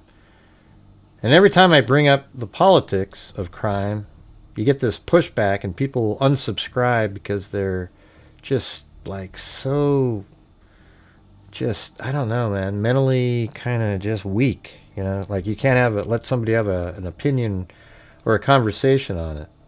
It's crazy, you know? And so they just bail, and then they go, I come here for true crime, not politics. You know? And actually, I got to tell you, like, I am so, like, proud. I mean, I'm talking about 7 years ago. At this point, I was telling people about letting transgender males compete or transgender females competing with female sports. I've said it on this show, and I got the biggest pushback in the world by a bunch of dumbass Karens in the chat for 2 years. But a lot of people agreed because they're like, common sense never prevailed on that topic until recently. Finally, in the last year, people are finally waking up. I think it's disgusting that in America you had females who worked so hard all these years to create their own, you know, sports leagues, kick ass in the business world, do all these things. And because there's these people that actually have gender dysphoria, a mental disorder, who believe that they identify as being a gender opposite of what they are, or some other variant out there, you know, there's so many different things, that somehow that they get to compete in sports. And I've been saying it's the most ludicrous thing that I've ever heard in my life. And people were defending it. Like, where is the defense to it? You people who defend that are mentally deranged people. How can you defend it? Now, I don't care. Like, here's the thing: if you're transgender, I'll call you she, whatever you want me to call. I'll do whatever I don't care about that part. If you want to claim, be whatever you want to be, whatever. Okay, I don't mind. And in fact, I got to tell you, there's a 7-Eleven that I go to from time to time over here. The only person that works there that is nice, polite, goes out of their way to help you is a transgender female. Guy's like 6 foot. I mean, she is like 6 foot tall, but try to kind of dresses up, and she's like the nicest person I've ever seen. The rest of them are jackasses in there, right? So they're good people too. What I'm talking about is sports. People that allowed that to happen should be thrown in prison. I mean, it's just the stupidest, most unethical thing that I've ever seen happen. Now women's sports are screwed over by men again. They're not though, Gray, because they say they are. Well, who cares what they say? It's ridiculous. Hey, thanks, Julianne. I mean, is there anybody out there that thinks it's a good idea? Seriously? Anybody at all that thinks it's a good idea to have men competing against women merely because they identify as being a female? Does anybody think that's a good idea? Literally, like when you just sit down in a quiet moment and you're thinking and you use common sense, logic, and reason, does it ever sound good? It's so absolutely ludicrous. And I tell you what, I've told you guys this before, but I started saying this when Caitlyn Jenner won the ESPY. Now, we could actually say, when was that? When did let's see, when did Caitlyn Jenner win the ESPY? I bet it's like 2015. That's how long it's been. Okay? So I've been saying this since 2015 when she got up there and said, I think that athletes should be able to compete against the sex that they identify with. And I went, oh my God. And from then on, it went to absolute hell. Okay? Absolute hell after that.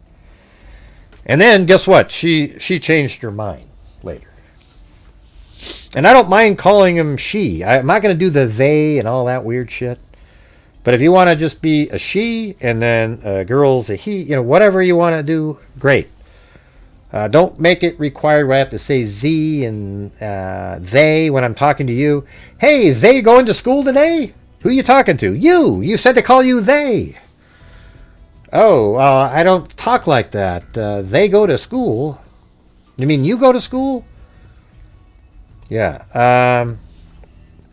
So I don't care at all if somebody's transgender. Like I said before, the ones I've met have all been nice people, etc. You see these other videos out there. I'm talking about when it affects other classes of people, specifically females. Now, I also say often that females should be able to compete. Like if you're an actual biological female, you should be able to compete at any level that you can achieve.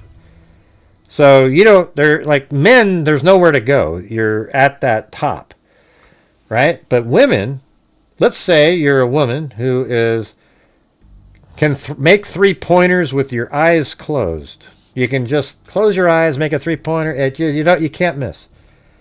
Well, you should play in the NBA, okay? And if you can make the NBA team, go to their tryouts, and you make the team, and you're good enough, you should get to play against them. Now, here's one thing I think they should do in the Olympics. In the sports that are timed based or distance based, those should all be open events. Like, for example, in the 100-meter dash, that should be, it's an open event.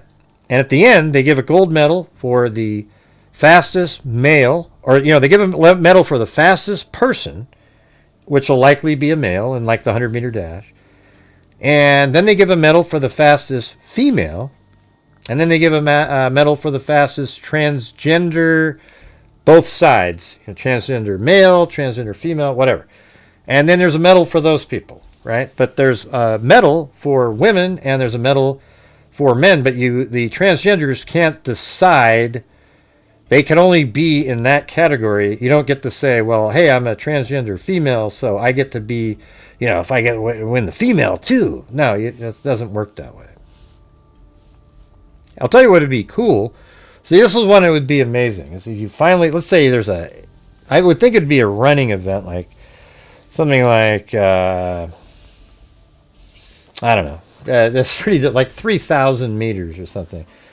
It'd be really cool. Wouldn't it be amazing someday if in the finals you had a female made in the top 8 somehow and got to run, and she still won the gold medal as a female, but wouldn't that be incredible if she made it into that finals? That would be such a cool achievement. And see, that's why I think women should just always be able to try to compete up, but men should never be able to go backwards. Does everybody see what I'm saying? You agree, right? And I think if a woman's good enough at soccer, baseball, anything, they can make the team, but it has to be like you would make the team like anybody else would make the team. You don't get a special, okay, well, we're looking to put a female on the team, so yeah, you're better, so. No, it means that you get to go there and compete. Like I've said before, I don't know if you guys remember, I've repeated this stuff on other shows, but remember Michelle Wee, when she was 13 years old, she was like 6 foot tall, one of the best golfers on the planet. I mean, she was like, it didn't matter. She was hitting drives 300 yards. All she wanted to do was compete with the men. She went through the U.S. Open men's qualifying and made it all the way to the match play segment and almost made the U.S. Open men on her own, just qualifying. Then she got special invite to play in the Sony Open in Hawaii, where she was from. And she, at 13 years old, imagine that, a 13-year-old female, at 13 years old, missed the cut by one shot. I mean, she's just, I think the first day she shot a 71 and then a 68 or something on the second day, and missed the cut by one shot in a men's golf tournament. I mean, that's incredible, right? And so I wish she had kept pursuing that, but she hurt her wrists, got, all kinds of different things. And so that's how it should be. Doesn't that just make sense? It's just crazy. Women should be able to compete up, whatever they're good at. Now, there's certain events, like gymnastics, those aren't really, there's no crossing over. They're different, totally different stuff. They don't have the rings or, all that stuff. Parallel bars.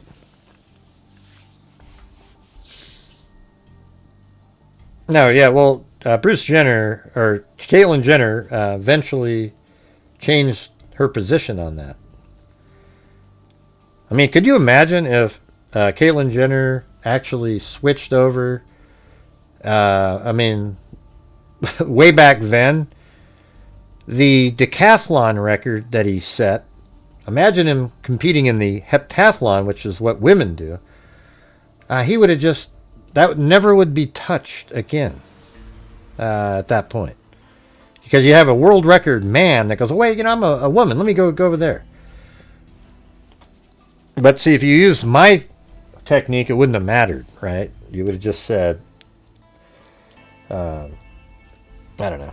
I guess I could see at some point a male, a man that is saying that they're a, transgender female, that they could actually win a gold medal in something as long as they didn't do testosterone elimination therapy or something. They could, if they could still compete, and they were good anyways, they could get a medal. And then I guess that would be the first transgender / male, first transgender winner, I guess you could say. That's about the only chance. You could never have a female that transitioned to a male. They're never going to win a gold medal in anything. I mean, now you could win something like an archery or something like that, darts or something that has no physicalness to it.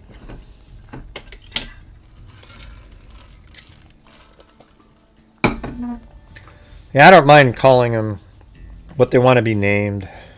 Dickie D. It just doesn't bother me. If you want to call somebody, Caitlyn Jenner, whatever. And like I said, I don't care if somebody's transgender or not.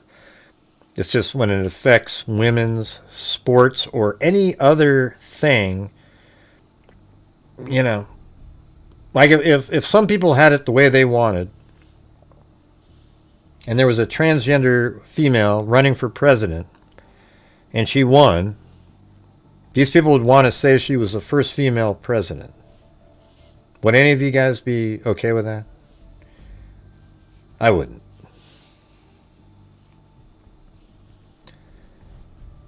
It's so funny. I remember having this argument at Thanksgiving. Remember the whole Thanksgiving thing? About, 6 years ago. And I remember my, family members, there have a few that are just ultra-liberal wackos, and they were just like, great, and they just kept going on and on and on. But look at it now, man. Right now, people are rational.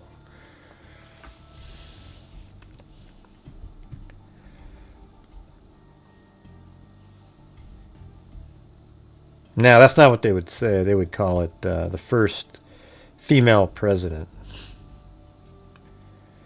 Yeah. Well, I've already went through that, Rouge. I just told you. In the Olympics, you have to have male, for the fastest male time, the fastest female time, and the fastest transgender, and I think of both types, male and female. You have to do it like that. Let's see, though. If it was a female that wanted to be a guy, yeah, you have to have a category for both of the two transgender directions. That's it. But just have it open in track and field and discus and shot put and pole vault and all those different things. You just have it's all open. But it kind of sucks too, right? Because if you do pole vault and it's open, I mean, don't you want to have your final against other, so that kind of sucks too, right? So in track and field, the women's times usually would be so poor in the 100-meter dash that none of them would even make it to the quarterfinals or finals. So when would your final heat, it would just be your time that you ran in the preliminary that got you the gold medal? See, I think you'd want to have a finals, so I guess it makes it kind of difficult, right? You'd want to have that final race where there's 8 women, and they're lined up, and then you're running down the track. Not, oh, well, in the preliminary, you ran a 10.6, so, that gave you the gold, and yay, I mean, it's just not as... So there's got to be something.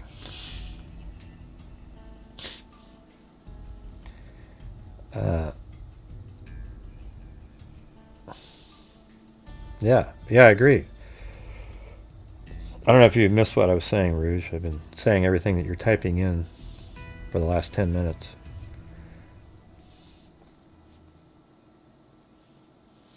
Yeah, but you get what I don't think it would work, actually. I think it should be open in the preliminaries. Okay, that's how you do it. You open it up in the preliminaries, and if you're fast enough, you get moved up to the next round, and then at the end you have finals in the 100 meters for men, women, and transgender. So it'd be like 4 different races instead of just 2. Although maybe there would, I don't know. Maybe there, I guess you'd have a lot more people competing if you opened it up, made 2 different categories like that. I don't know. I mean, it's so weird to create events, a whole different system, because people have a disorder called gender dysphoria. It's a little strange, isn't it?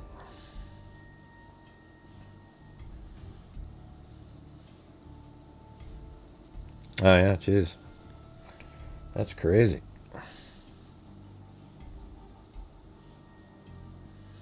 Mm-hmm. All right. Okay, you were just repeating. Okay. I see. I thought you were coming up with your own little remarks. But anyways, all right, you guys. Well, thanks for hanging out there. I hope that I don't know, it's in the Supreme Court right now. They just had arguments. I hope they eliminate it for all the states. 23 states have it as state rules, and that just needs to be a constitutional law that you can't do that. That men cannot compete in female sports. And when I say that, I mean biological males cannot compete in female sports no matter how many hormone treatments you give them. It just needs to be a truth.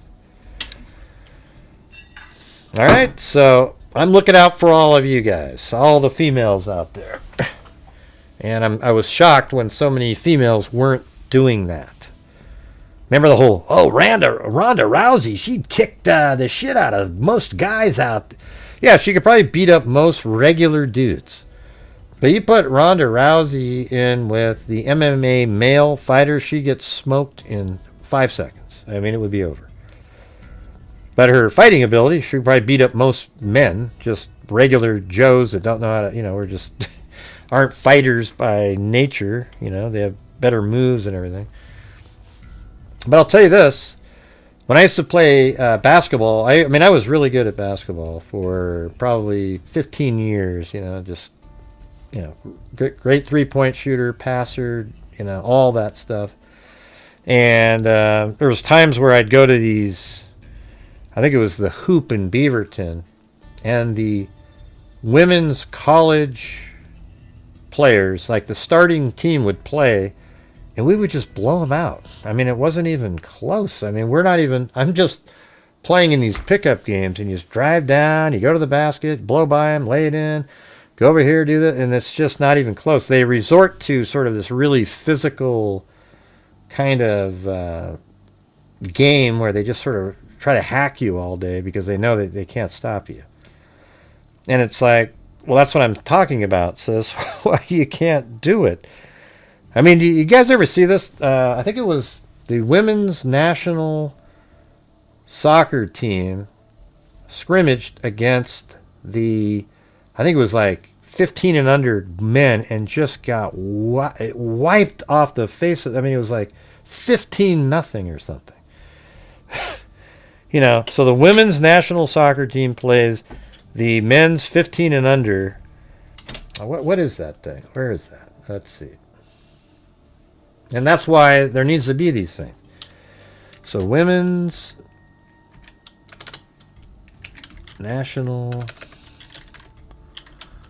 soccer team plays national boys 16 under, something like that. Is that the thing? Yes, women national soccer teams sometimes play against elite youth boys teams under 16 for training, often resulting in losses for the women. Like when the United States women's national team lost to FC Dallas under 15 in 2017 for the Swiss team, or the Swiss team lost to under 15 squad in 2025, highlighting physical differences but serving as a valuable informal prep. Yeah, it'd be great for preparation, right? Let's see. So in this one, it was the United States women's national team The U.S. women's national team lost 5-2 in a close scrimmage to the FC Dallas under 15. So you're talking about their 14-year-old boys, and they just killed, 5-2 over the women's national team.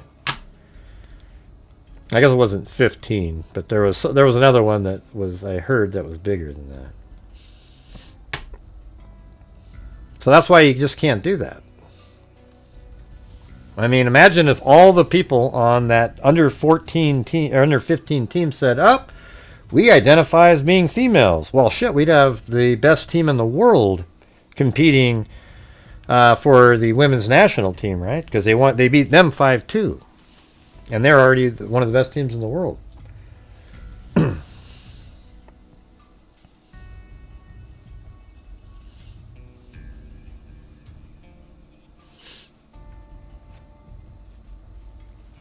Yeah, well, that's true. It's just uncommon.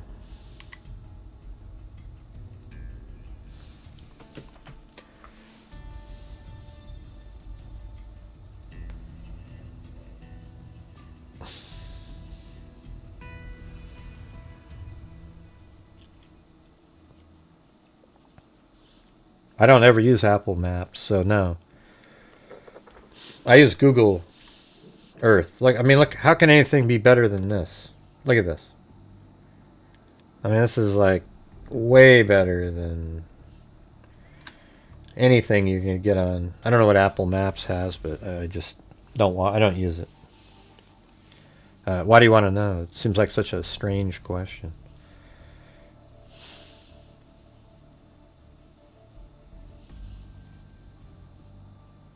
I don't know who came up with that Rouge. It's crazy, isn't it? I think it was Caitlyn Jenner, to be honest with you. I think that's how it all started. When she said, I think that everybody should compete against the gender that they identify with, without using any common sense, logic, or reason. That the writing was on the wall. I've said it for, I think it's 10 years now. I didn't realize it's been that long, but I said the same thing all the way back then. It's so obvious, and I guess that's why I say at the end of my show, I do this part.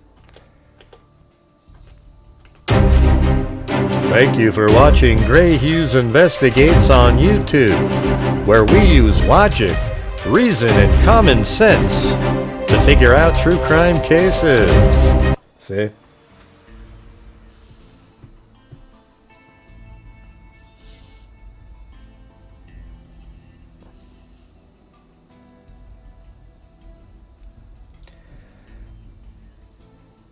Yeah. But guess what, everybody?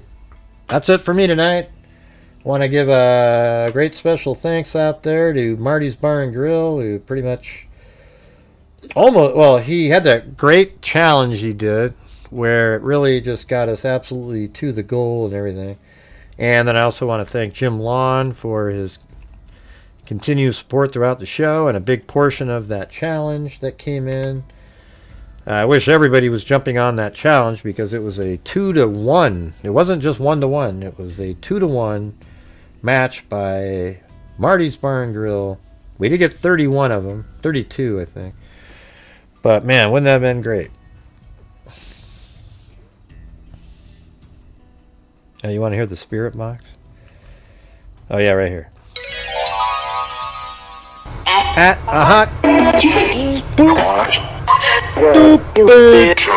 Dilligan, little buddy, Skipper. Man, batshit. Yeah, stupid and batshit are definitely words said in there. All right, I did it. I got you. I did it. Anyways, thanks everybody. Even and just like I said before, if you're watching the show, there's no requirement. Nobody has to help out or anything like that. I'm just trying to find the people who can and have the ability to. You don't need to type in your explanations. You know, you're absolutely welcome to be here watching. I don't look at somebody and go, boy, man, that person hasn't sent. I don't even think about it like that. All right, so you don't need to type in. You know, I just say Gilligan, little buddy. Gilligan, little buddy. Skipper. Yeah. Let's do it again. Wait, what's this one? At a hut. Gilligan, little buddy. Skipper. Man. That's it. See? We know it says bat shit right at the end. We just need like you know. I mean, I'm interested in the Tepe case, but it's just sort of cut and dry now, right? We got to wait for the unsealed probable cause. That'll be great. This is where you're going to want to watch that, because I actually know what I'm doing when we go over those things. But, you know, maybe there'll be another case that's got, I don't know, there doesn't seem to be anything. The Tepe case was pretty cool, a big one. A shitty case, I mean, it's shitty that it happened, but, you know, it was interesting. It seemed like it was exactly what we said it was going to be.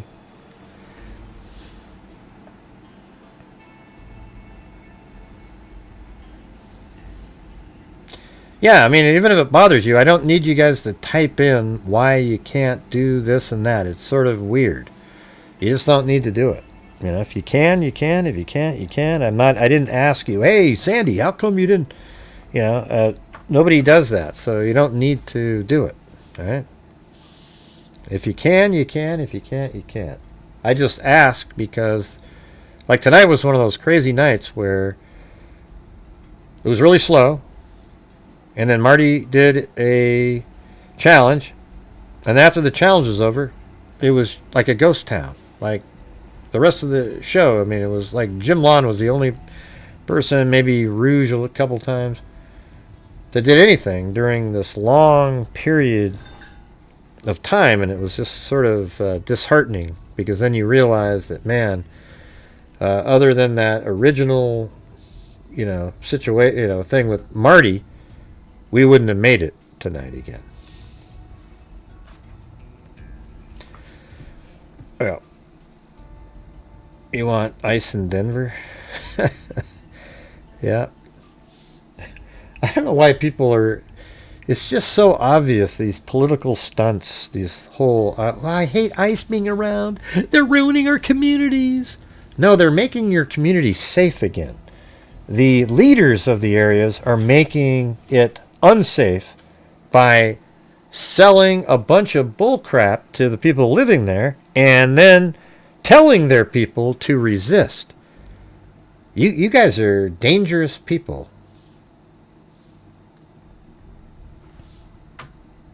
Everybody knows that.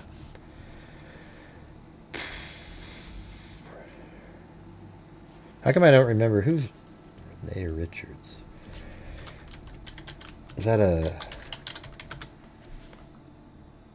Oh, that she's a tennis player? Yeah. And by the way, like, for me, people that are gay are totally different than transgender. It's not even, I don't know why they... If I was a gay person, I would hate that they say LBGT and add everything together. You know? Because those people, they just are attracted to the same sex, you know? I don't have any problem. Does anybody in here even care at all? The transgender thing is where there's a problem, because that is something totally different.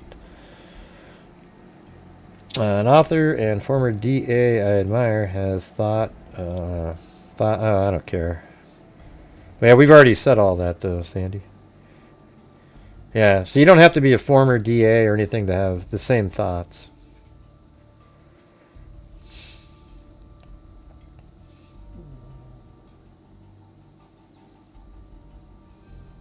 I don't agree with that.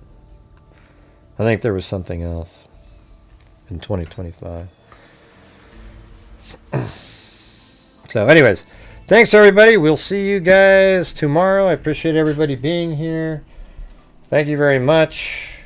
And yeah, so thanks for a successful night. Just wasn't very smooth all the way through. It was kind of a little bit weird, I gotta be honest with you.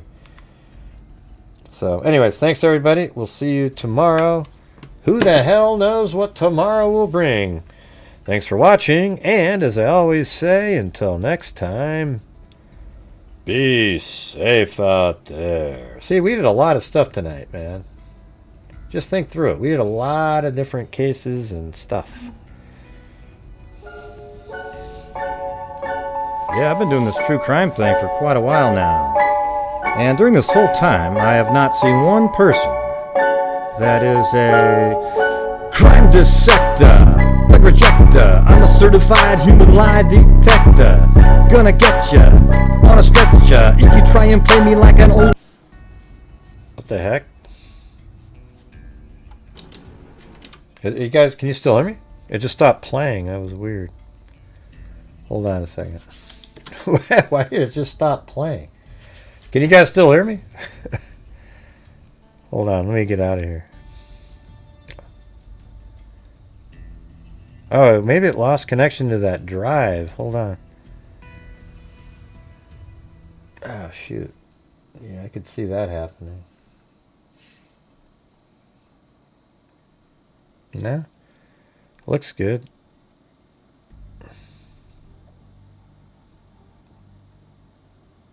Weird.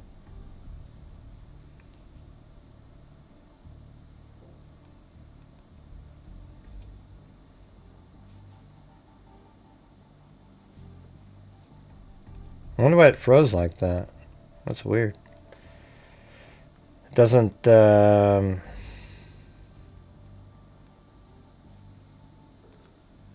just doesn't work.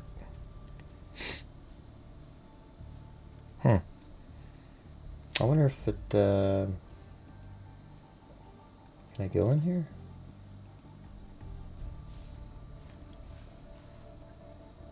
Yeah, no, it's, I don't know. I have no idea why it stopped like that. Here, just stay on here for a second. I'm going to stop streaming, open this up again, and see if it works. Hold on. Yeah, I've been doing this true crime thing for quite a while now. And during this whole time, hey, there it I is. have not seen one person that is a crime dissector, thug rejector. I'm a certified human lie detector. Gonna get ya on a stretcher if you try and play me like an old projector. Transector is my nectar. Professor Gray is gonna give another lecture. Crime collector, freak connector, and I know he's gonna be a protector. Fool deflector, interceptor, and I mean a little spiker with a vector on his vector. With all respect, y'all, just remember I've a to fucking check ya. I have no agenda, I'm a pretender, and I'll see you straight without a vendor. And in the end, I'm gonna send ya on a mission to reveal the true offender. Hey, thanks, Carl. Yeah, so I'll just get right back If you have to the it. ability to, Carl, I'd appreciate it, but, you know, nobody is required or anything, so I thank you. But nice thing to say. Here we go.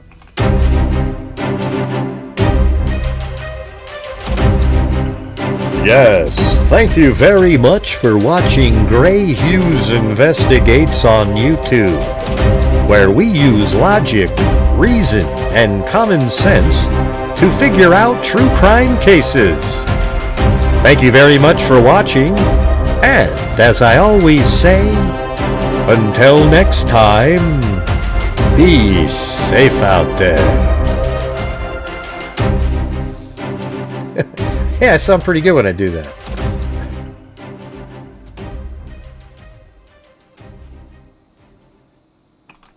If not cheesy as hell, but here we go.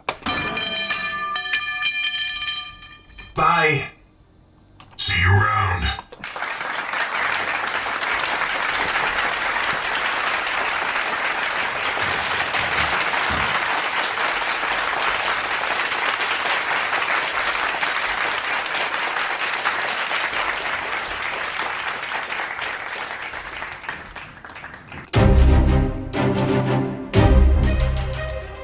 Have I said thank you very much for watching yet? I'm just kidding. All right, thanks everybody. See you guys later.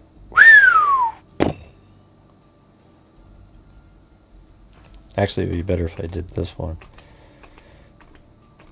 Like it was during the show.